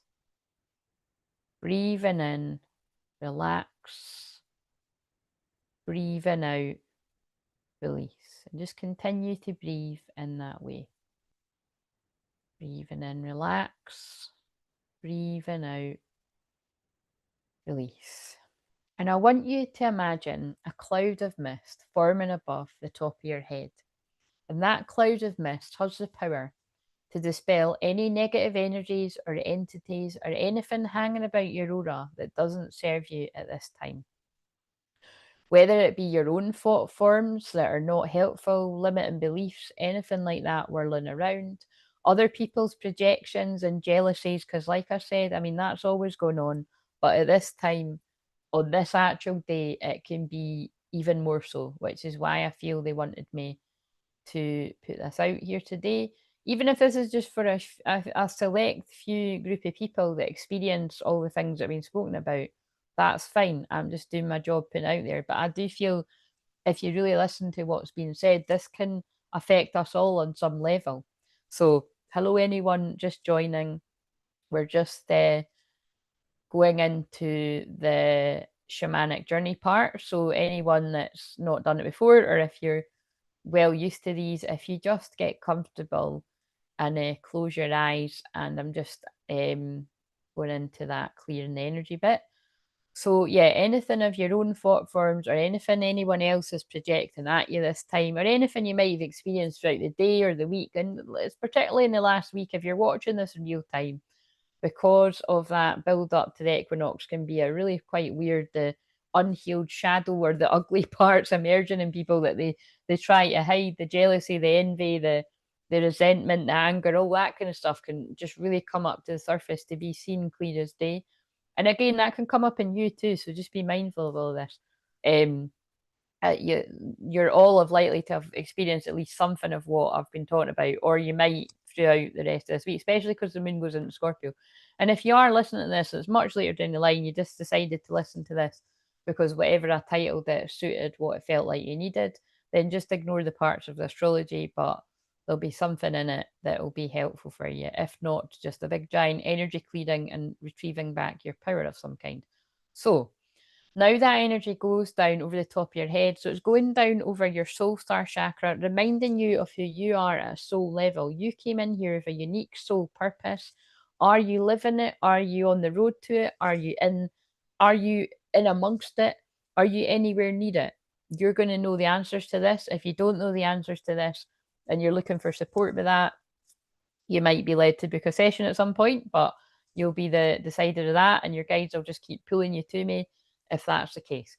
So now the energy moves down over the crown chakra, where again you open up to receive those divine codes, those divine light codes that are unique to your soul purpose, those divinely inspired ideas that want to flood in from the cosmos, from God, from your guides, from your power animals, your spirit helpers, your spirit guides, your whatever you want to connect with, as long as it's not demons. And believe me, the demons don't get to even come anywhere near here. You know what I mean? My powered animals and my guides really do protect that space. So, um, so now the energy is flooding down, and now that energy is going over your third eye, opening your third eye to whatever you aren't seeing right now. So if you're not able to really see through somebody's intentions, particularly if they're, I mean, that's coming through, like, you know, if there's somebody around you with not so good intentions, um, you know, we're just asking that you're able to see clearly what is going on there. Or if there's absolutely anything you're a bit confused about, you're not seeing crystal clearly with the pun, you know, excuse the pun, but it is what I do help people do. If you're not able to see crystal clearly, trust that by the end of, even maybe even by the end of this journey, you'll have the answers. Or it could be that it'll unfold throughout the next 3 weeks after listening to this. But just pay attention to where, you know, your guides and your loved ones in spirit and your light being guides and stuff are directing your attention to something you're not opening your eyes to. Because it could be that you're repeating a karmic lesson that doesn't need to be repeated. Because I do believe in that, although we do need to repeat some lessons until we learn them, sometimes it's like you're unnecessarily being pulled back into something that's a test. And like people like, you know, seers and oracles and psychics and mediums and whatever all the different names are, you might come across something like this, whether it's myself or someone else, and you were meant to pay attention, so you didn't repeat it. So just whatever, however that resonates, all the bits and bobs that I'm going to say at the chakra clearing bit are going to be relevant to different people watching live and on the replay. So it'll be different bits and bobs. Some will resonate, some won't. So as long as we've got the patience to sort of go through this bit. So now the energy is going down over the throat chakra, clearing away anywhere where there may be blockages at the throat chakra, anywhere where anyone feels like they've got a bit of a stronghold or someone's put some kind of hex or a curse or something, like really heavy energy. So, because that's what we're dealing with, things like the eclipse and the equinox, especially when we've had like an eclipse followed by an equinox, you know. So it's kind of like yeah, it really does feel like I'm just going to spend a little bit of time here. I'm just going to actually burn the sage that whenever anyone resonates with what I've said here, you feel like somebody's sort of put an energy around your throat that's kind of stopping you from speaking your truth. We're just lifting that up and off of whoever resonates with that. But for everyone else where you've not got that heavy an energy at the throat chakra, it is about you speaking your truth and to continue to speak your truth where you feel safe to, and also to be able to listen, because the throat chakra isn't just about speaking, it is also about listening. So my god, that's this keeping your eyes closed if you can, but just trust me when I say that sage is going nuts. So I will continue to, but it's really going, that's quite symbolic of whatever that was all about. So now the energy goes down over your higher heart chakra, where we call on Saint Germain the violet flame to cleanse, clear, and delete any previous requests that no longer serve your highest good, to make way for what will serve your highest good and the highest good of all involved, especially you and your true twin flame, providing they are open to that assistance. And it's always their soul is going to be open to it. It's really just the ego that might argue that. So that's why we always say like that. It's always wise that whenever you're doing work like that, that you ask that like the higher self of the person and that twin flame or otherwise, because this could be like, say you've got a problem, so this is going to be coming in because this is going to be someone's issue. Say you've got a problem with a friend or a family member and you feel like, they're too in their ego, they're not going to listen to me, this is going to end up in an argument. A wise thing to do would be to do something like this energetically, speak to their soul and sort of go through it in your mind how you want it to go and be like, look, I want this to be resolved in the best possible way without arguing, and they're supposed to be happy at the end of it. You could visualize both smiling that you've come to a peace or a truce with it. And it's not going to hurt, put it that way, but you should be open to miracles that actually it really can change the energy of it. And if you're not confident enough to do that on your own, then that would be something that I could help you in a session. But loads of you are, confident enough to do that on your own. But just for anyone that might be like, I don't even know where to start with that. Sometimes it's just nice to be guided through that with someone if it's a very heavy sort of situation, and if your inner child needs a wee bit more support, kind of thing. So now the energy goes down of your heart chakra, where we pull in that unconditional love for exactly where you're at in this now moment, knowing that you're exactly where you're meant to be for the soul lessons that your soul wanted to learn. So no matter how tough they've been of late, of the last few years or months or weeks or whatever you've went through today, your soul signed up for this. I know that can be quite triggering and annoying to hear, but it's you're never given any more than what you can handle. And notice how I started kind of stuttering there. It's like I really do feel that might be bringing in, some of the energy people that are really going through a really tough time. So we're keeping you in our prayers and our love, because this is it. I'm really feeling when I'm saying we. That's kind of weird when that comes. But it's like I'm really feeling Mother Mary and like Mary Magdalene and Jesus coming around really close as I'm saying that. Like you're held by any of the energies that you resonate with personally. Feeling like Archangel Raphael coming in with that healing green light, and Archangel Michael cutting the cords to any fear and protecting you. And that's what I always get to that bit at the end anyway. But so now the energy goes down over the we're still very much in the middle of it. We're not at the end of anything. So now we're I'm just laughing at someone's comment. So now the energy is going down from the heart down to the solar plexus. So pulling back your power wherever you've given your power away over any time, space, dimension, versions of self. We're calling back your power now. You know what I mean? It's always good to do that. You can say the most simplest of things to the most elaborate, but anything remotely along the lines of that is whenever I've given my power away consciously or unconsciously, I've given it back. I'm taking my own energy back. You know what I mean? Always pull back your energy.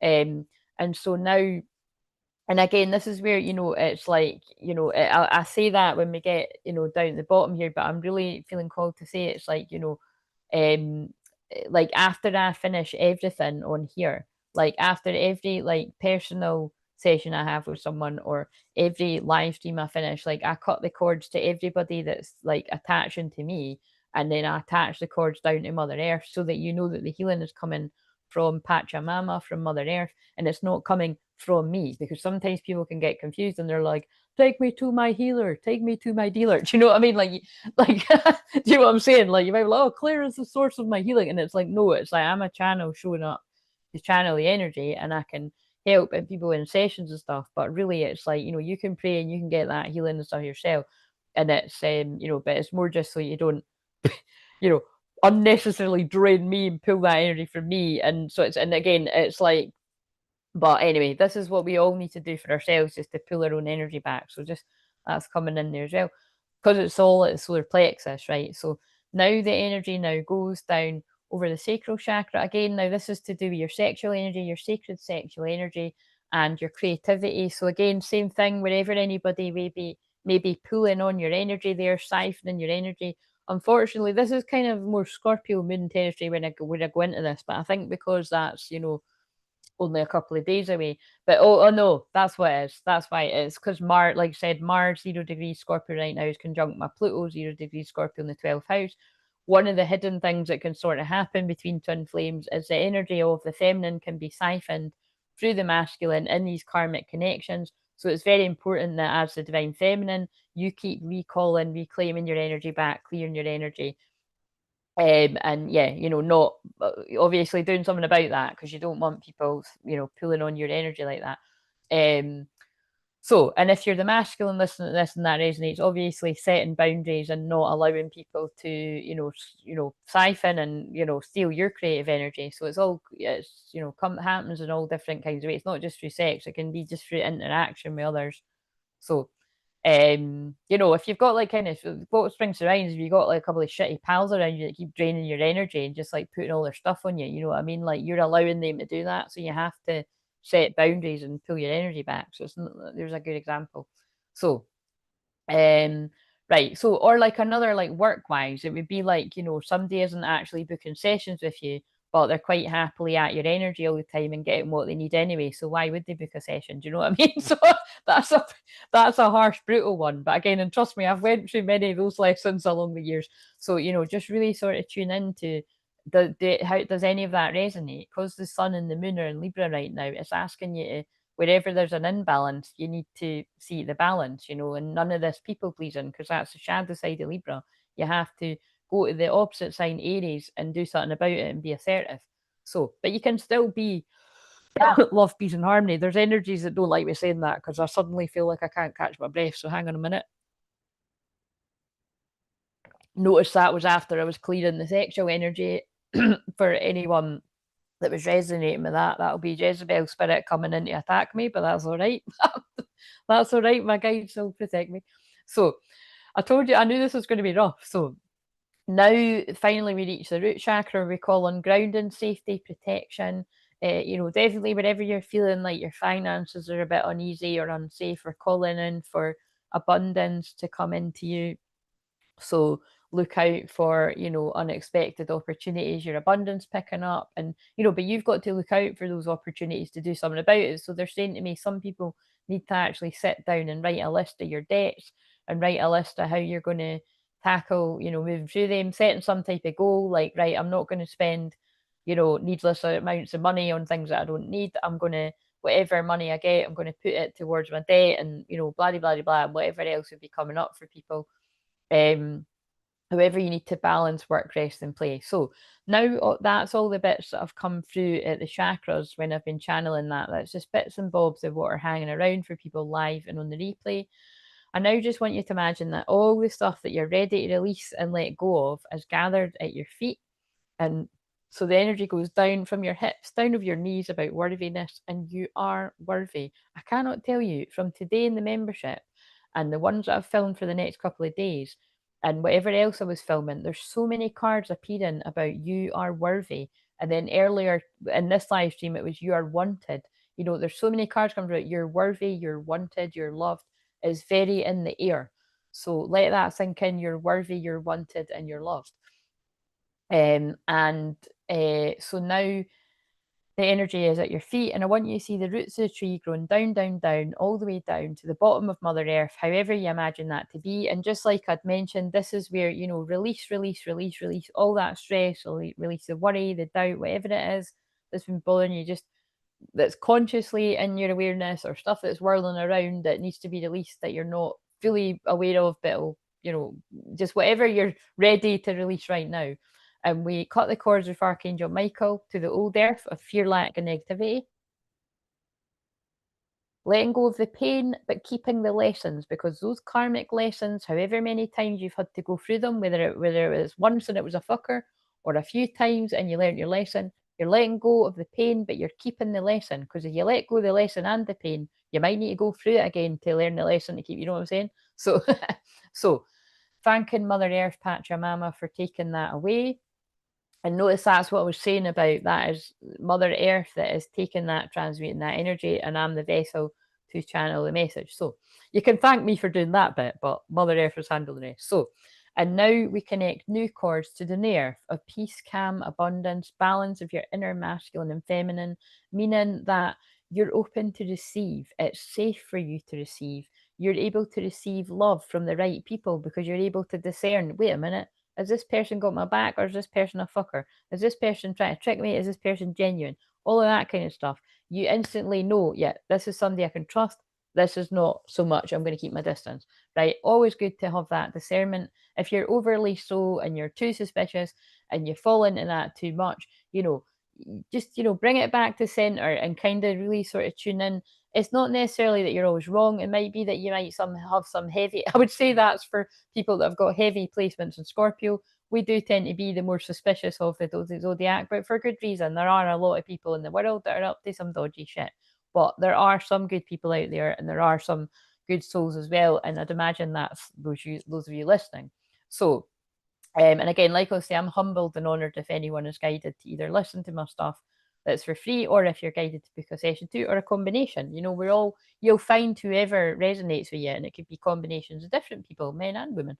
So now I want you to just pull up whatever you feel you need today from the new earth, meaning that what is something that you feel you're lacking in, pull it up from the abundance of new earth. So if you feel that your finances are lacking, make sure you set an intention of, right, I'm pulling up the abundance of the new earth. We're connecting to the earth star chakra and we're pulling up energy from Pachamama, right? And setting the intention that it's like, right, I'm worthy to receive. I'm opening up the avenues to receive. I'm there going to see physical, actual money. And if it's not physical, actual money, because that can be rare these days, you're going to see it in your bank account. Maybe bits and bobs of both of it. So just be open to it. And whatever, if it's not about money, just if you feel like you're not feeling good about yourself, and set an intention that you're going to see opportunities, you might land across the right book. So we were talking in the membership earlier about You Can Heal Your Life, Louise Hay. If you've never read that book, you have to read it at some point in your life, and then reread it and read it and read it again, or listen to it on Audible. That's definitely my plans when I take a bit of time off, because it's been a while since I've listened to it. But whatever book it is that calls to you, so just you look out for the signs, and look out for anything that might help you on your unique healing journey. So right now, what we're going to do is I want you to just keep your eyes closed, because that was just the chakra clearing bit. When it said color healing, that's all that was. So that can sometimes take quite a while. I'm going to now take us into the shamanic journey part of it. So this might just be like another sort of 10-15 minutes. I'm not going to make it any longer than that, though, I don't think, because I want to do the Libra tonight as well. So now, just sitting exactly where you are, keep your eyes closed. I want you to imagine the door to the shamanic journey. Now, this can be a familiar door that that you see all the time when you do any of my ones on the playlist, the shamanic journeys, or if we do this, in personal sessions, or this might be a brand new door. Now, keep in mind that, I've already spoke about doors tonight. And if I didn't on this actual video, this is because it's just the bit that I've recorded and uploaded. It was on the whole live stream, so that will be pinned in the comments. So right, so just imagine that door, however that is, and don't worry if you don't actually see a door in your mind's eye. Just know that the door is there, right? Because they always teach with the clairs when I'm saying this. So just use your claircognizance. That you don't know how you just know that the door is there. Or you can, those of you that really kind of don't trust with this stuff, hopefully you trust me to even be listening to this and closing your eyes and doing this, and you can just trust me when I say that that door is there. But most importantly is, this is about, before you go on any shamanic journey, you need to have a clear intention for why we're going on this shamanic journey. So the clear intention that I'm going to set for the group is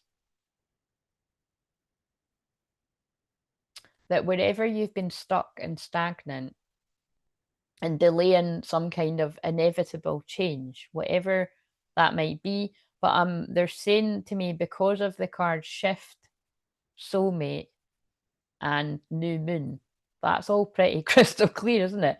Like, this feels like the delayed shift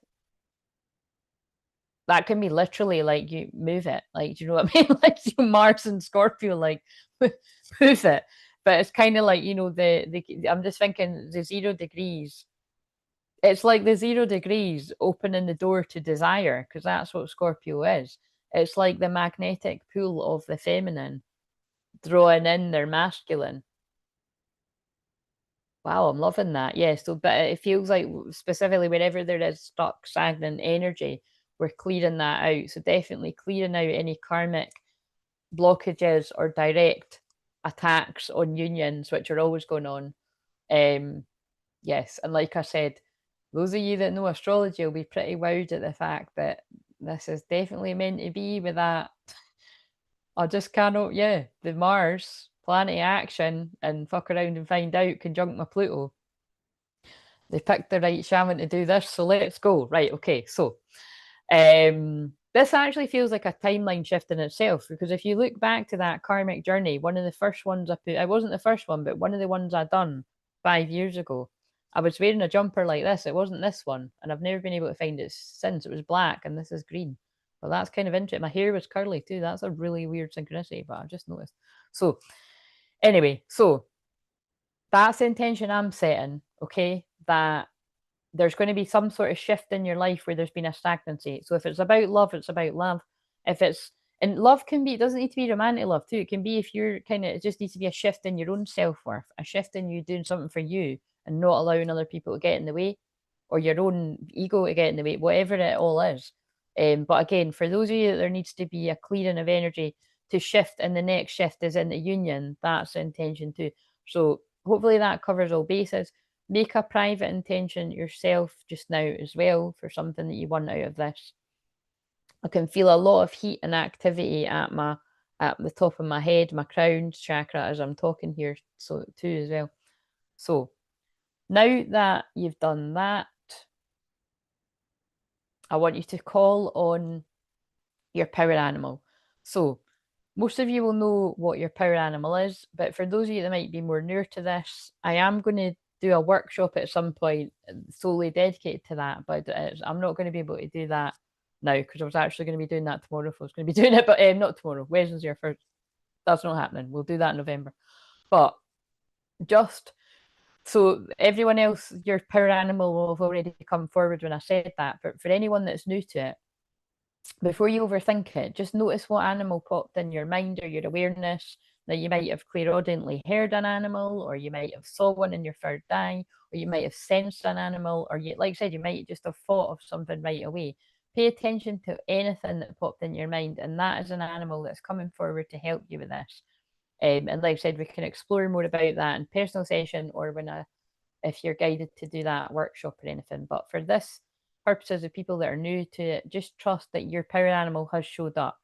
Because I know that just some people really overthink and overthink. And believe me, when the sun and moon is in Libra, people are going to overthink this. So just we'll leave that bit of that. So, and my wolf and my tiger, my feminine, masculine energy are always overseeing all of the everything I do, but these shamanic journeys. And I've also got like a bear and like a jaguar and like different things that will come in. I'll mention them if it feels relevant, but and also the dolphin might appear because the dolphin was coming up in the last session. I was being shown loads of dolphin things, and then it really connected with the person I was connecting with.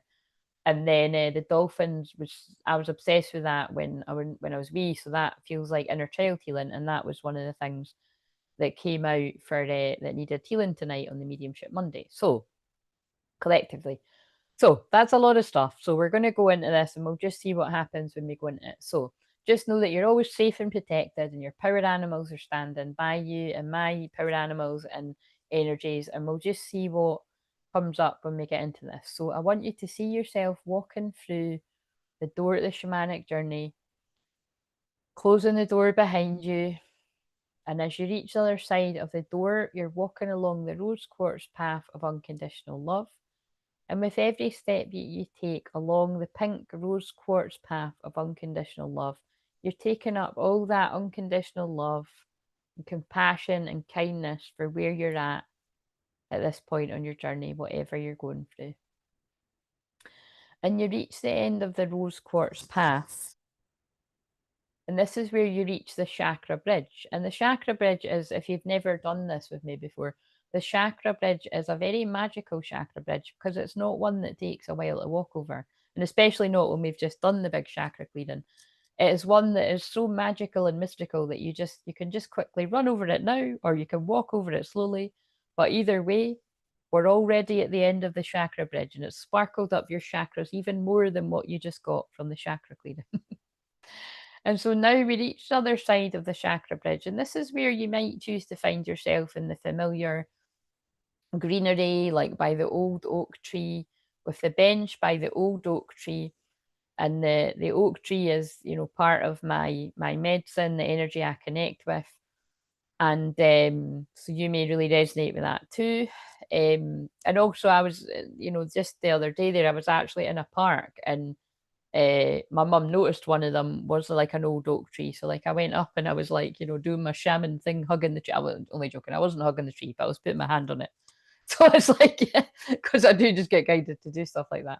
So,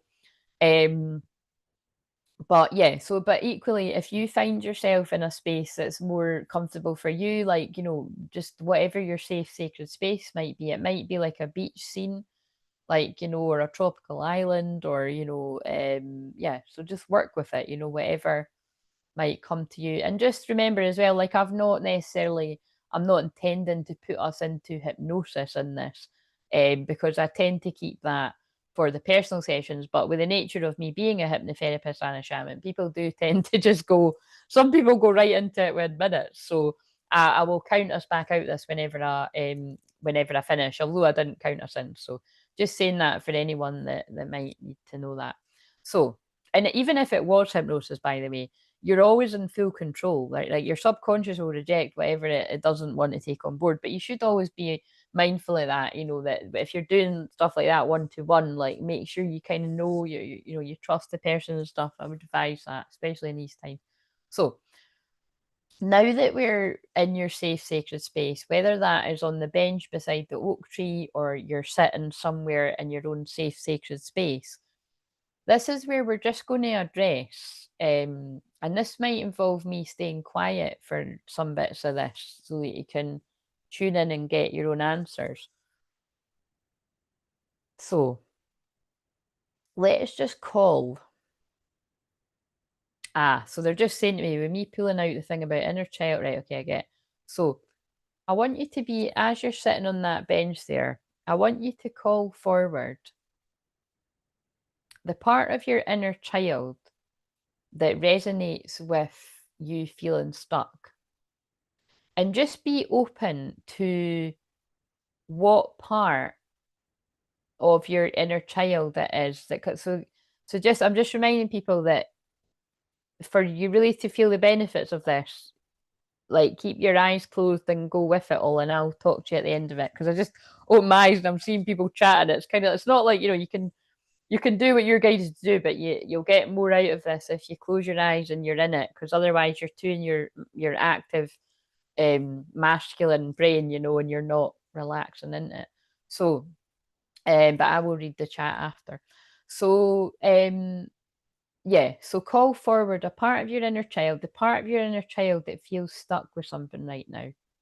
And again, if you're sitting there like, oh, Claire, I don't feel stuck with it, and I feel like everything's amazing in that, then just call forward anything that you might need to know right now from a guide, right? But again, usually we're all stuck somewhere, you know, we could all do a little bit of support and a bit of a friendly, energetic kick up the ass somewhere. Usually, because I attract a lot of people that have ADHD and other combinations. But well, anyway, we'll push that aside. So sitting on that bench or wherever you're comfortable, and just, you know, let's just give it a wee moment or so and just observe what age might you appear as. You know, it might be a wee tot that comes and sits down and plonks himself down on the bench beside you. You might know instantly what age it is, or you might hear the number. You might be like, yep, my 5-year-old self, or you might be like, oh, whoa, that's my 3-year-old self. Some people, you might even get things that are way back in the womb, actually, because there was a card I showed someone in the membership earlier, and it did have a picture of a baby in the womb. So, you know, that's there are things I can do in sessions where we can go right back to the DNA strand, and that's some really deep ancestral clearing. So just tune into whatever comes up. Bear in mind, this can be quite emotional. So, you know, just be kind to yourself, whatever might be coming up.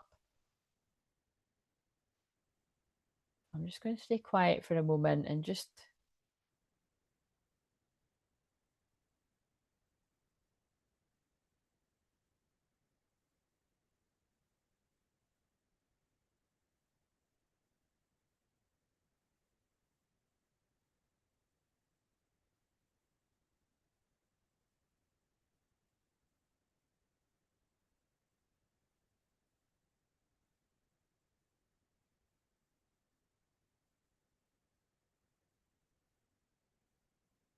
Right. So, hopefully by now, keeping your eyes closed, hopefully you've got a kind of idea of what age the inner child is that's come to sit down beside you, or just a feeling. So, if you haven't already done that bit, right, I want you to actually, as you're the age you are now, I want you to ask, if they haven't already told you, why am I so stuck? Or why is this happening in my life? Like, what does this connect with you, like with this part of me? And just something like that, and just see what they say to you. And it might just be in really simple, plain language, like a wee young kid would say to you, or you know, it could, for some of you, it could actually be like a teenage self that has come to you. So just really be open to whatever comes forward. And like I said, it doesn't need to be big, profound statements, but just tune in and see if you get a sense. And don't worry if you don't throughout this. Just the more you do stuff like this, the more you'll get used to it. But this is what I'm being guided to do for people. So I'm just going to stay quiet and just let that part of your inner child, or, you know, your teenage self, whatever part of you has come forward, share what's going on with them, specifically stuck to somewhere where you're stuck and stagnant and not taking that next leap of faith or feeling that shift in your life.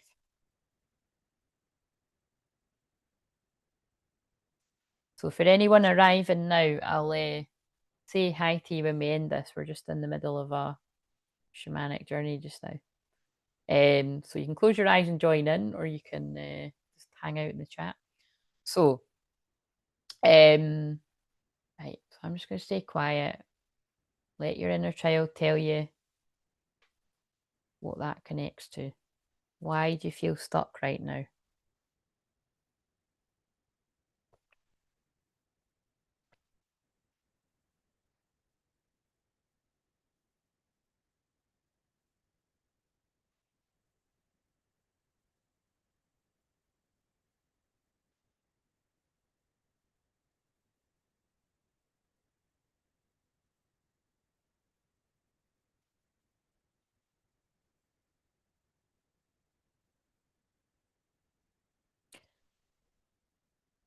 And if you've identified what it is you're stuck with, and don't worry if you haven't, because this stuff it'll integrate, and it will, if it's meant to be something that's on your radar, it will scream. Trust me, the signs will scream at you about where there needs to be a shift, or the shift will just happen.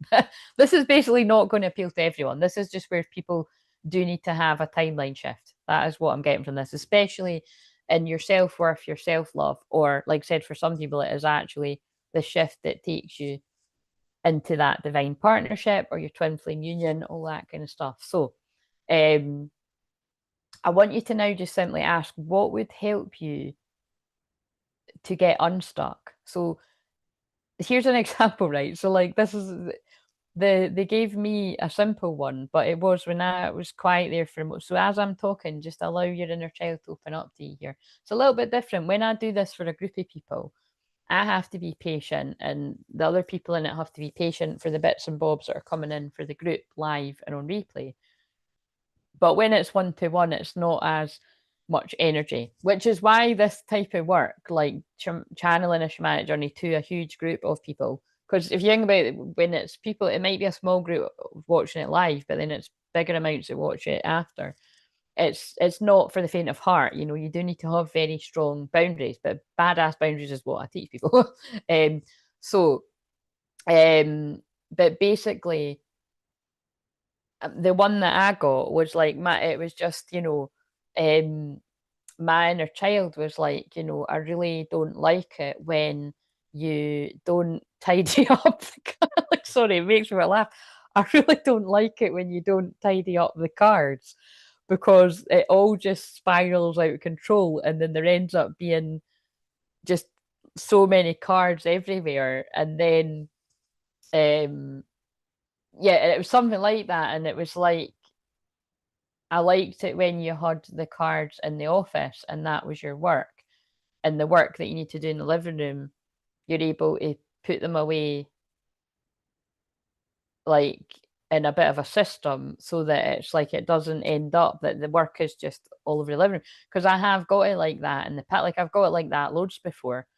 And but it's just, it's like that again right now as I'm saying it. So you know what I mean? That's quite a simple thing, but it's my inner child always comes through with things like that. So it is kind of, and it does make sense to me, because as a natural child, I did mess up my bedroom quite a lot like that. And then I've shared stories before, like sometimes I'd go away, be playing somewhere or that, or at school, and my mum would tidy my bedroom. And at first I would like have a bit of a go at her, and then I would like cry, and I'd be like, thank, especially as I got older, I'd be like, because I'd be like, I would have done it myself, or I wouldn't have done it like that, or you know what I mean.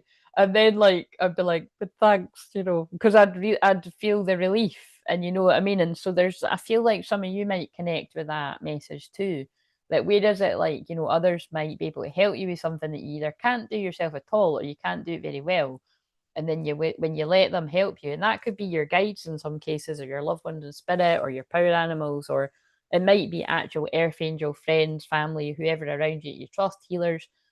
And when you actually let them help you with something you're not able to do as well, or in some cases at all, what a relief, you know what I mean? So but specifically with this, so what is your inner child telling you? And you don't need to say, you don't need to tell, and I'd prefer you don't actually, because you should, again, I don't like the word should, but in this case, you get the benefit if you keep your eyes closed.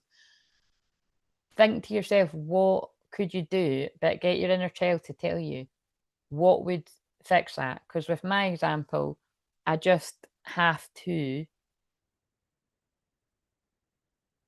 find a system. And now actually, so now they're telling me right now my system's quite easy. It was happening like that because I was sleeping through in the living room, and I just wanted to get the cards off the couch so that I could relax and watch the telly, or just go right to sleep, you know what I mean? But now, because I'm back in my bedroom, actually I don't need to do that quickly. Do you know what I mean? I can leave them on the couch, and then when I get up, I can tidy them the next day. So there you go. That's already solved it. But they're showing you the knock on effect of me working and sleeping in the living room. Although it was fun, and I now spoke about this membership, that was clearly to do a huge big energy clear and soul retrieval in my room. Because yes, that is a real thing. You can do soul retrieval on things, houses, homes, beds, and I now realise that is what I was doing. Because now I just can't even believe I've been sleeping through here, and my bed is comfy as fuck, and I'm like, you know, loving life. You know what I mean? It's, the energy's different. It doesn't feel like the same room. That's the only way I can describe it. So I'm sharing that for people that if you've been, you know, those of you that might have had postnatal depression or dark night of soul, your room doesn't feel comfortable anymore. You might benefit from me doing like a distance energy clearing or something, or at least get the sage and smudge your cell and feel the difference. You know what I mean? But so anyway, so that's just a wee example there. But you can see how that wee example could actually, you know, be quite a big shift in my life when I get it back like that. Which is not, doesn't take ages. That can actually be done by the weekend. You know what I mean? That could be done by Friday if I set my mind to it with a couple of days off. Maybe I will come back on Thursday and tell you I done that. Now I'm feeling the pressure to do that, but you know what I mean. It's but whatever works. You know, sometimes we do need the little things like that to be like, actually, yeah, I would like to come back and do that. So anyway, that's my chatty part of my soul that's spoken enough that hopefully while I've been saying that, is one part of you listening to what my inner child was saying to me, that hopefully you were getting stuff from yours. And if you weren't, just be open to those insights coming through. So with me telling that story, I just want to, although some of you might have already got the answer, just to make it crystal clear, ask your inner child one thing that you could do at your earliest convenience. So you'll know when that is. Either it could be right away, like as in when you come off of this, or it might be tomorrow. That might be in a couple of days, but at your earliest convenience, what is one thing that you could do to push the needle forward a bit, to shift a bit of energy? And just listen, and you'll get the answer right away. And it could be something really quite simple that you're like, oh, right, I didn't realize that that was, affecting all the other parts of my life.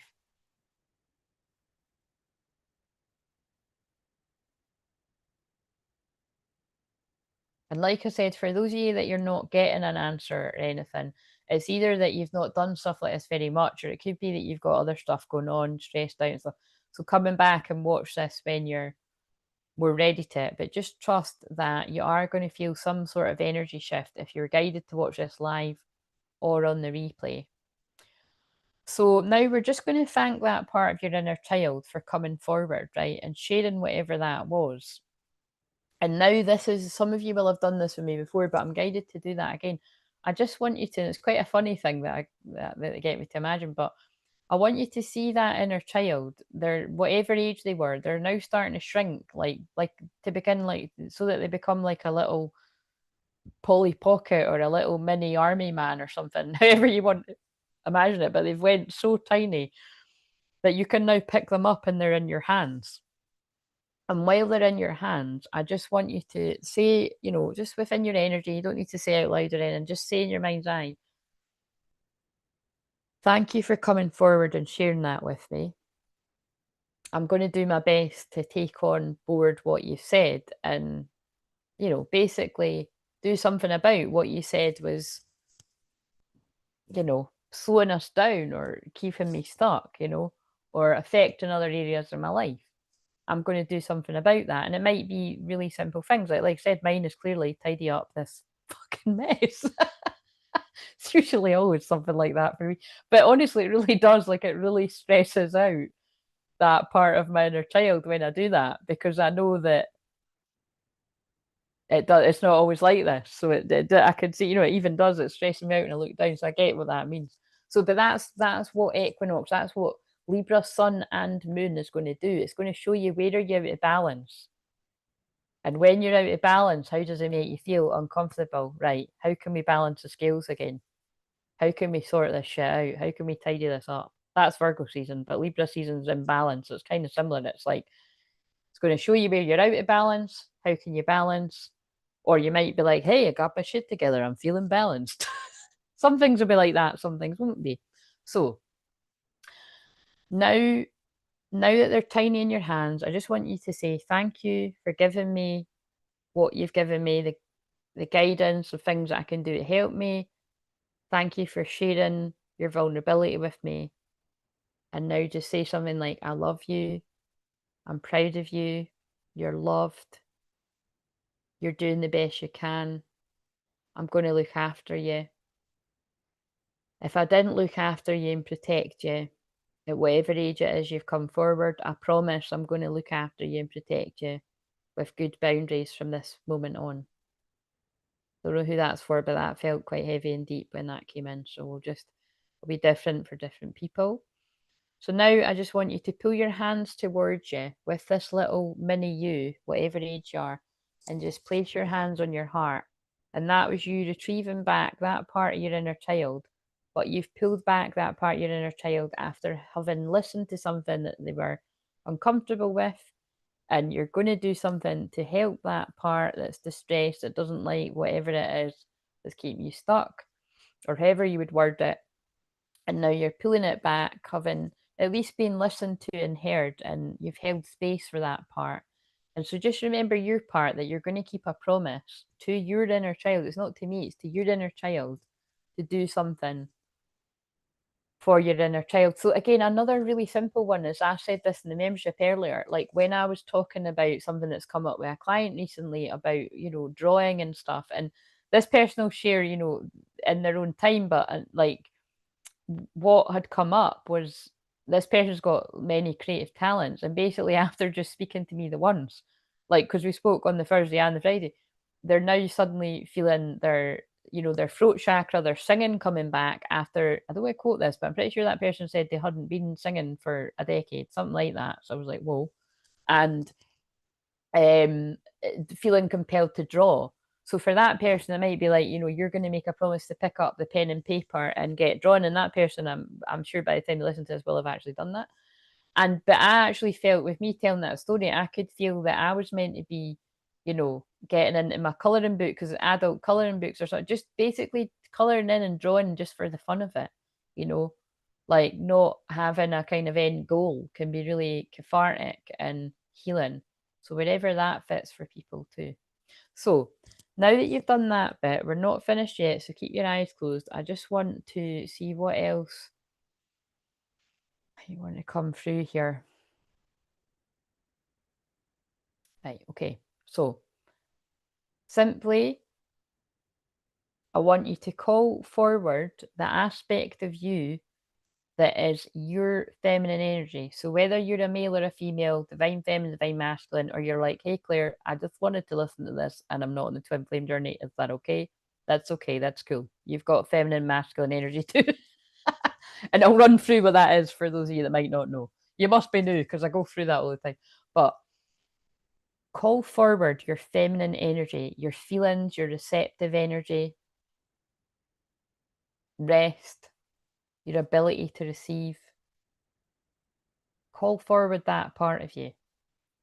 It doesn't need to appear as like, and if it doesn't need to appear as your inner child or you at a certain age, if it does, don't judge it. But just whatever that is. So just the energy that is your feminine energy.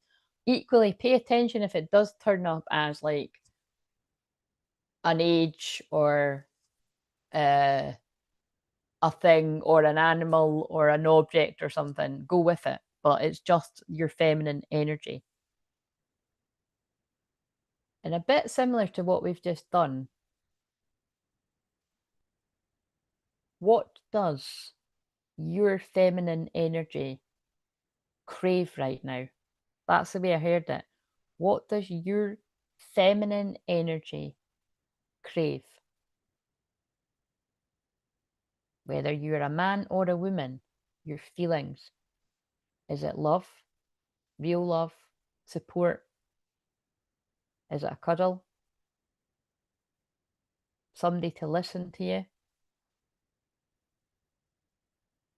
Somebody to just hold space and not come up with the answers and solutions. You just need to offload and have that genuine friend or healer hold space for you.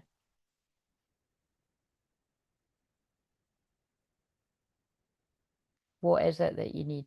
The answer will have come to you right away, or I will have given you one of the answers in the things that flew through there. Whatever it is your feminine energy is craving, make sure you adjust that accordingly at your earliest convenience. Okay?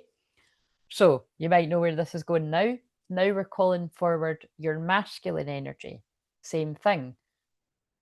What is your masculine energy craving? Your action taking, your decision making, your boundary setting.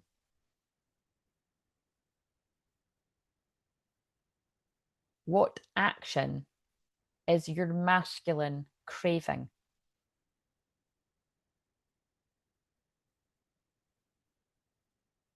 And as I have been the one that's channeling this message, I'm just going to stop for a moment while you're tuning into that and do that bit for myself. And then I'll continue with whatever they want us to say.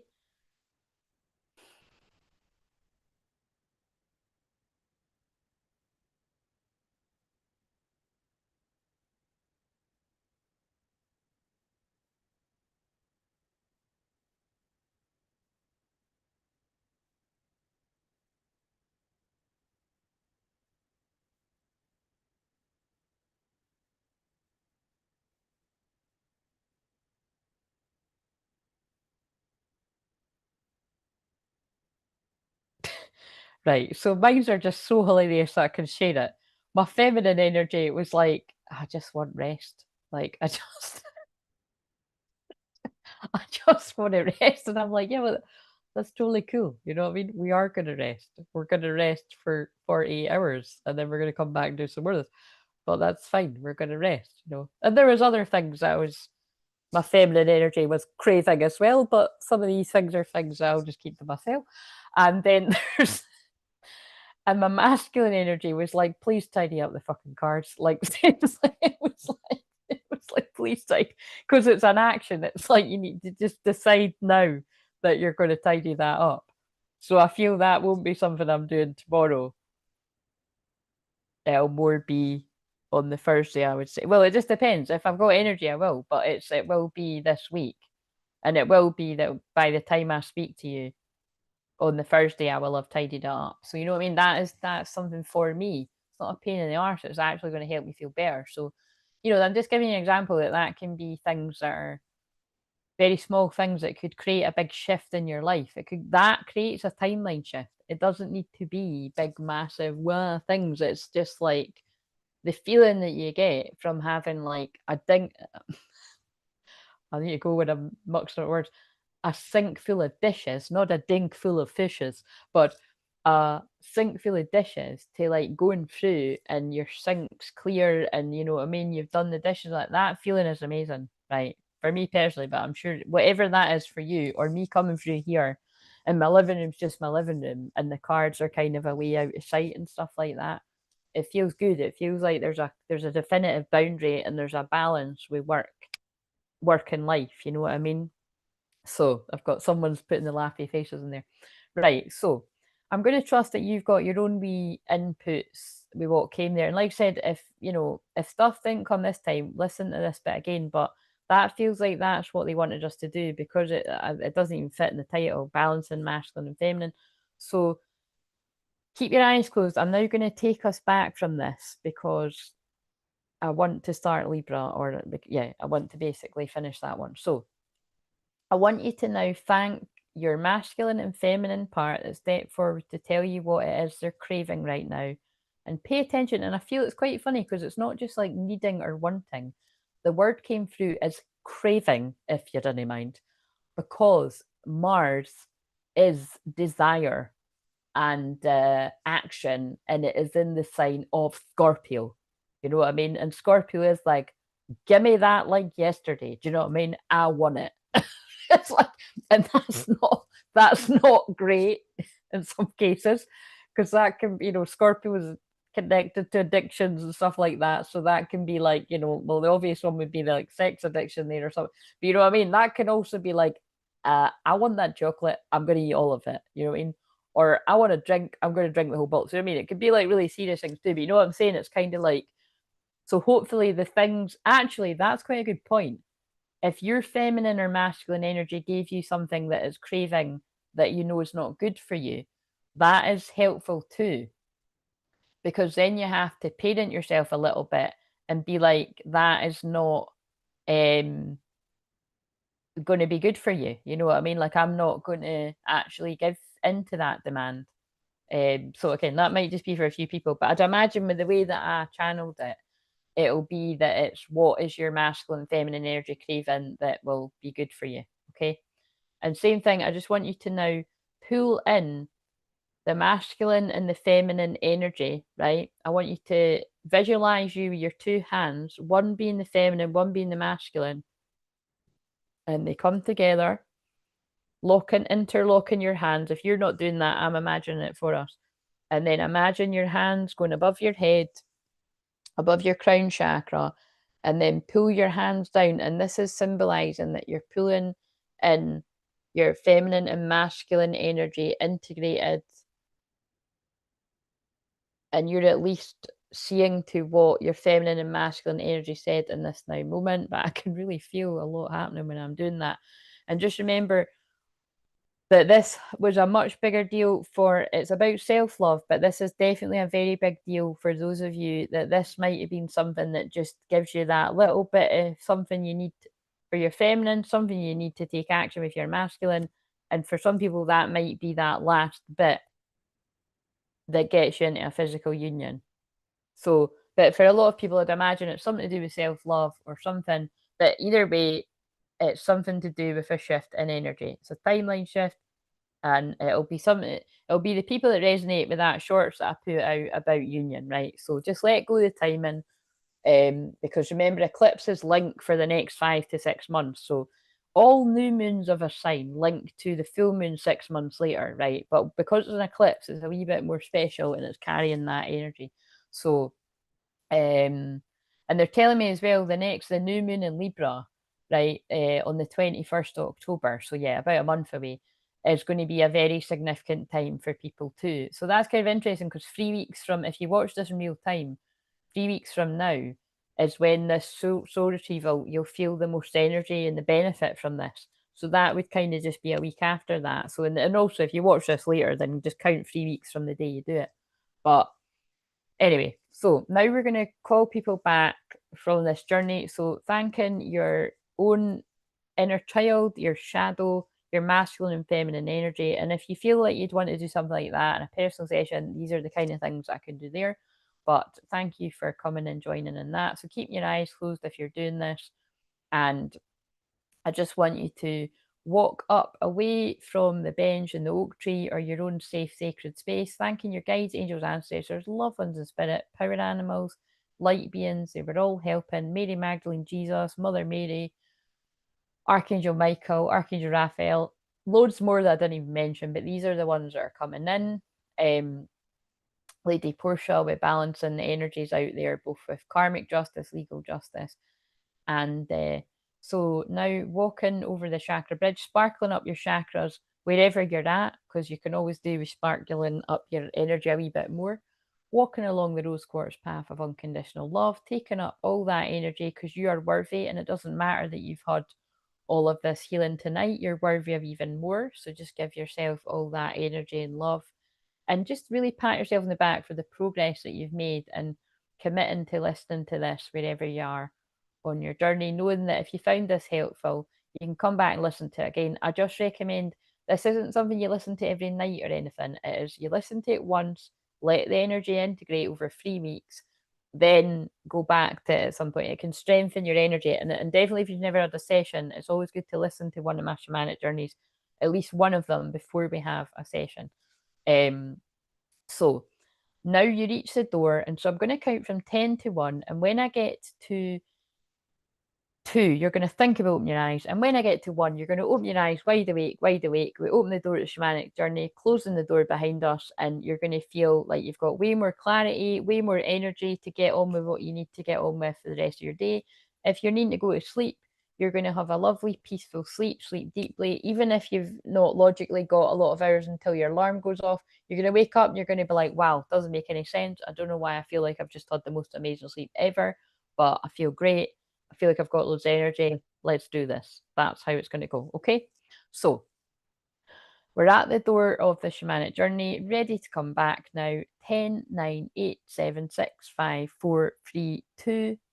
Thinking about opening your eyes, opening the door, closing the door behind you. 1, opening your eyes, wide awake, wide awake. I am now going to stop the recording before I look at me being profesh. It's like I think I've done this like once or twice before, but oh my god, what have I done there? Oh no, I'm fiddling about too much for the where is the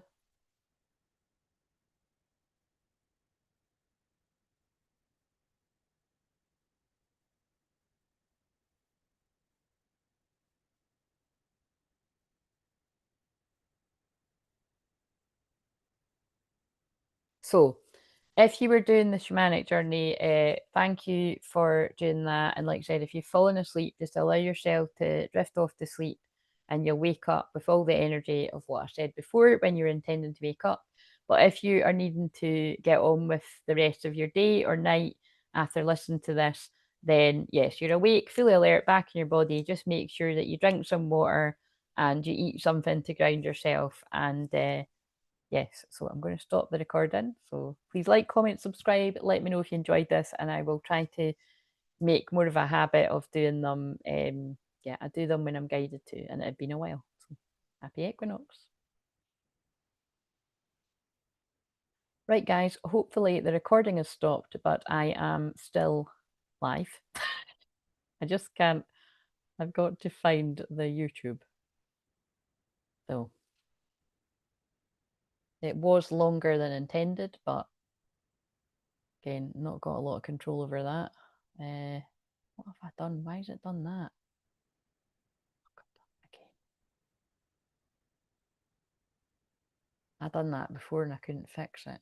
Is it that? Oh yeah, it's that there. I fixed it. See, I don't like the word see, but I have just fixed something quicker. Like before, I'm like, I never knew it fixed it, and it's just, I've just fixed it really quickly. So that could be symbolic for someone.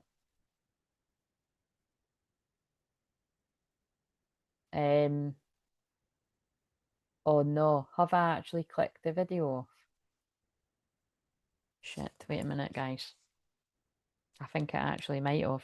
It's 11:11 if I haven't. No, I'm still live, I'm not. It's saying I'm still live, but I can't. No, I'm still live, but I can't. I'm still live, but I can't find me. I can't view your channel. Oh, here I am. It's fine. I've found us. I'm not going to stay too long anyway because I'm going to come off and come on again. Right, so we might have lost some people, as in they might have fallen asleep and no be chatting the night anyway. So, right, so hopefully that works out and I'll be able to upload that as a separate.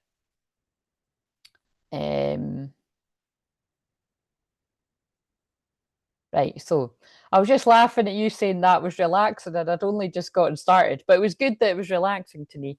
Oh, I need to be hypnotized. I've always wanted to see if it would work for me. To me, it would absolutely work for you. I have yet to come across anybody that I cannot put into hypnosis. So claim to fame. But again, like I said, if you know anything about astrology or hypnosis, the fact that I'm saying I've got Pluto 0 degrees in Scorpio in the 12th house, that's why. Because the 12th house is the subconscious mind. So I'm obsessed with the subconscious mind because Scorpio's obsession. That's where Pluto in Scorpio 0 degrees as an obsession and addiction can be a good thing. Like I'm obsessed with it. So I've done all things to do with it.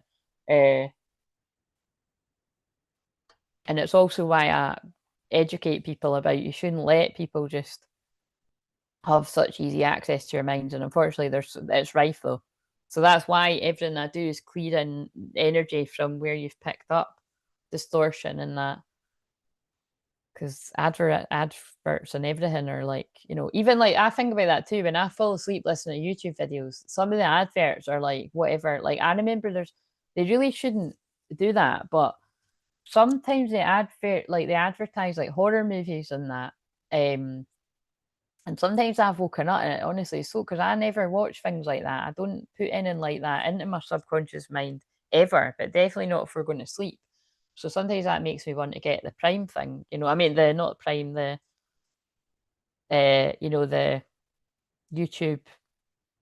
what is it? The more exclusive thing that'll take the adverts away, just for that reason. Yep, I need to listen to this part later so I can relax without the partner being here. Then I can get in my zone and see if I can really relax. Yes. Be open to it. Yes. But I'm still listening in here. Yes. Well, you'll have still got something out of it from listening to that bit too. Yep, you're still here. Beautiful. Thank you very much. So, yep, you're still live. I believe you'd be able to hypnotize me because I have all the faith in you and believe your gifts are proper. They aren't bullshit like others. Yes, no, it absolutely isn't bullshit. So, thank you for being able to see that. Yeah, it would work because, like I said, I'm not just one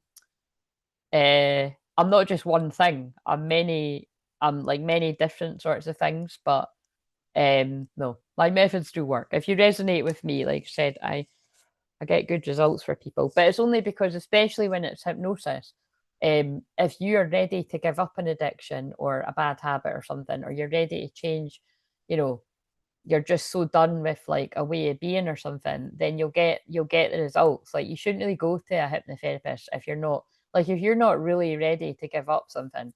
It's not going to work. So, and like you're saying, I ask enough questions and I can feel into something. Whether somebody's I actually, with the case of me, because I'm not just a hypnotherapist, people aren't ready. Many people don't. People could watch me for years on end and never book a session, and they're not ready for it. Do you know what I mean? They're not ready for the intensity of it.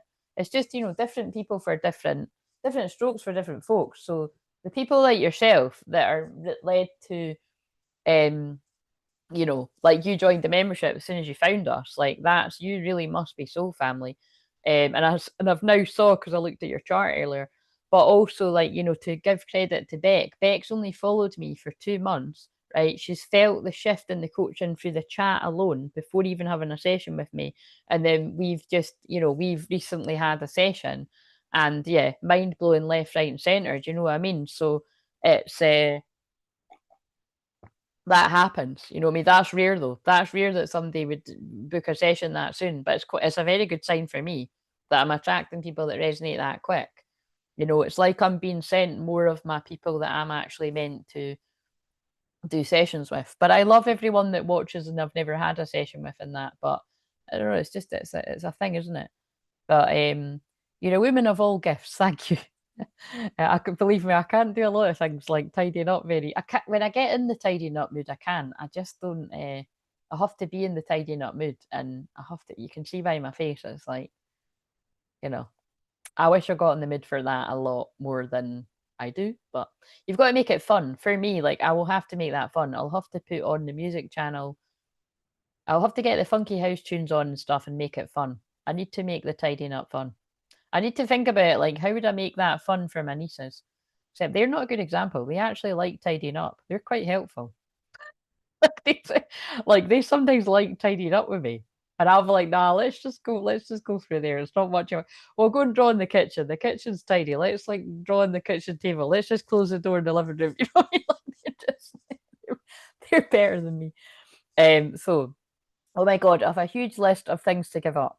I can't wait to have my session because I already feel great being in your chat. Great. Well, there you go. See, you really must be like how Beck is as well. And you've just totally, you know, you feel the energy. So that really means a lot to me. So thank you for sharing that.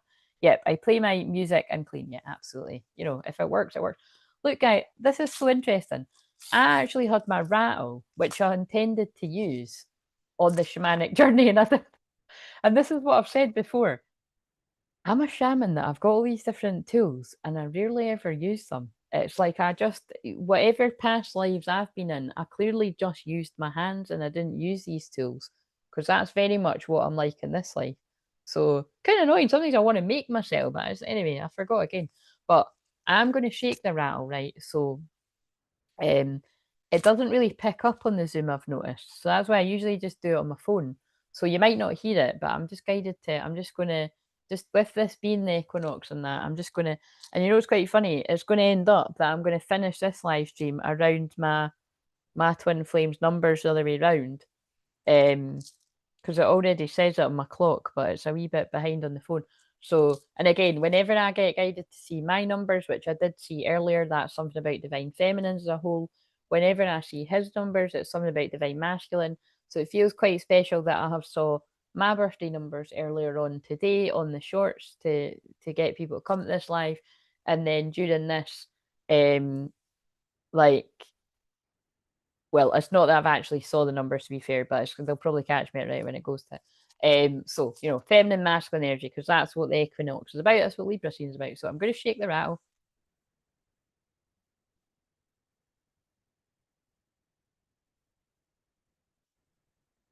It's just shaking away any fuckery that might be lurking. Did you hear it? Because I've noticed it doesn't pick it up, but also a bit late. So I've done it now. And also, look what's pulling me in. I want to come back home to you. You're where I belong. That just really stood out to me. That might have been what that was helping some of the people that are in that energy, you know what I mean, to like clear any of the fear or energies that might be stopping. You know, if that's all, if it's just fear that's standing in the way. But anyway, I am now going to. It was just silent. I thought that's hilarious. Well, just trust me, it was quite loud, but that's why I do it on my phone. See, that's why there wasn't any point in doing it on here. So they knew what they were doing and I didn't use it. But I am gonna. Oh, 34%. I'll do it for 34% and then I'll just do it by the battery, but that might be all I need. So I'm going to end this live stream, so it does actually mean that I'm going to end this and I'm going to come right back, and I'm going to be starting at his numbers, so that's quite funny. My uncle, who I called Dad, always wanted me to go back home to the country. All right. Well, there you go. Right, so thank you for being here, and thank you if you got some from that. Let me know. It would be great if you let me know in the comments if you like that, like I said, and then I'll try and, you know, get in more of a habit of doing them. But it was about time I added another one to the list there. So yes, I'll see you if you're joining me for Libra. What I'm actually going to do is, right, is who was I'm going to just add. Right, so Renee, you were already on it. I love you, text me person. I think they're a troll, so I'll not add. Making massive assumptions there, but you know. But again, I love you, text me might be a direct channeling from some people's or from feminines. I love you, text me. Do you know what I mean? But I'm going to add Charlotte into the mix. But what's kind of hilarious is actually Charlotte's due an unlisted anyway, and Charlotte's quite often does win stuff like this. But that's no reason to not add her into the mix. So, right. So I'm going to put so. But because my energy, I'm just be honest, my energy is quite low. I'm going to actually extend. I'm going to do the. So basically, what it means is you're all going to be included. The people that were on that live and the people that were in this, you know, the people that are spoke, you're included in winning that free 15-minute live. But I'm going to actually do that on Thursday, right? Because otherwise, I'm going to be sitting here all night. And I'm not going to get through the other things. So, yes, I have to do that because I need to. Well, actually, I did bring through these astrology cards, which I don't always use. I've had them for years, so I'm going to trust. Ah, shit's falling everywhere. What does that say? Bless your heart. Reach out for emotional and spiritual support to heal and mend your heart. Right. So that actually feels like that's really going to be answering some people's things that came through in that shamanic journey. If you think about what I channeled when I was in that state. So I don't know, I just got, and then look, elder, that's what I am on this journey with my elephant ring. Spiritual mentoring, equality, stability, wisdom, experience, and counsel. So maybe somebody had an experience with an elephant coming forward in that too. You never know. So anyway, I just feel guided to shuffle some of these, and then we're going to come off and I'm going to come back on again. So it's now 23:23. So I've went past my Twinflames number, but that's all right. So oh, see, you go, there you go. That's why I'm here. Right. Yes. Okay. So what have we got? What astrology card do we need? So we're looking for, it'd be quite interesting if either new moon, eclipse, solar eclipse, or yeah, it's not got an equinox card that I remember. Fire ele oh, that's interesting. Oh, so we've not got solar eclipse, but we have got lunar eclipse change. So, but what's interesting is, oh, I'm going and saying the interesting thing again. That's what, remember the first card was shift and it did speak about changes. So there is going to be change. So forget the word lunar, but there is going to be but it was a lunar eclipse. The Pisces full moon was a lunar eclipse. So there is going to be big changes from whatever we just done there. And desire, fire element. So look out for the next fire moon being significant. So the next fire moon would be the Sagittarius moon, which I thought I was actually going to say Aries there, but the next full moon is in Aries. But the full moon in Aries is the 7th of October, and that's going to be the last live stream I'm doing in October. And throat chakra. But the Sag moon is late Friday night. It is, just after 10:30 at night on Friday night, where a bit of action will kick in. maybe more ways than one for some of you. Friday night, a Friday. But yeah, it's late Friday night, all Saturday, all Sunday. So that's actually a brilliant weekend if you were doing something fun. That's like a party weekend, that is, or at least have fun, doing something you want to do. But yeah, there's going to be change in fire element desire. It's more the word desire is coming in because of what I'd said about what does your feminine energy crave, what does your masculine energy crave.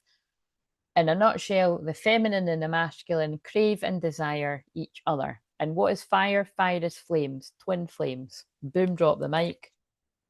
Don't know why they wanted me to use them for that, but it is quite interesting actually that an eclipse card would come out on the eclipse.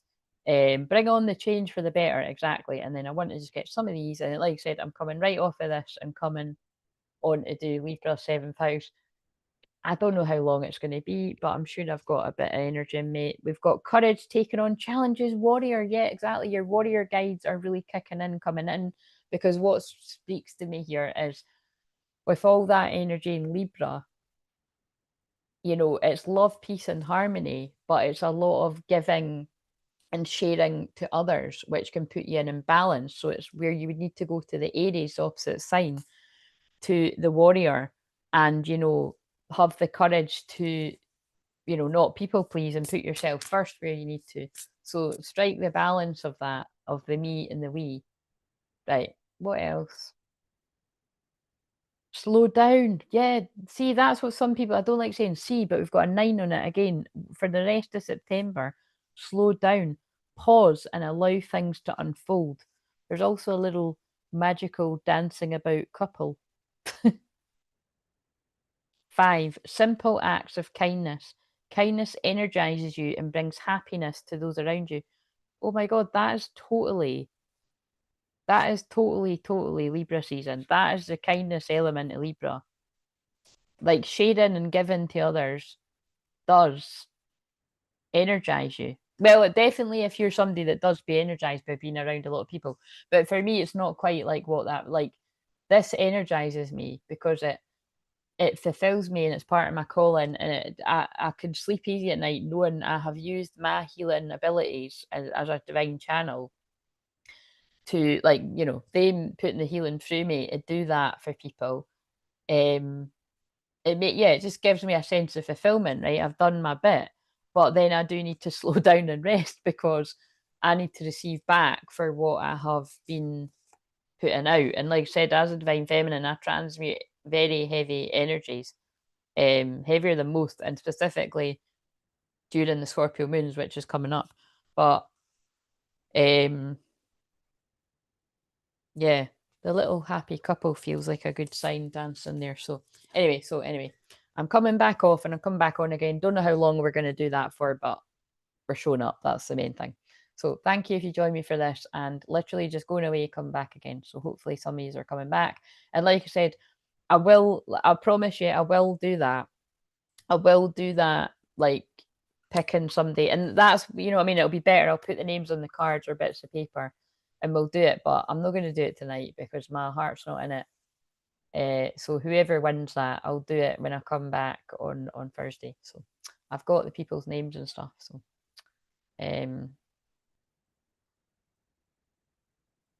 right. See you later.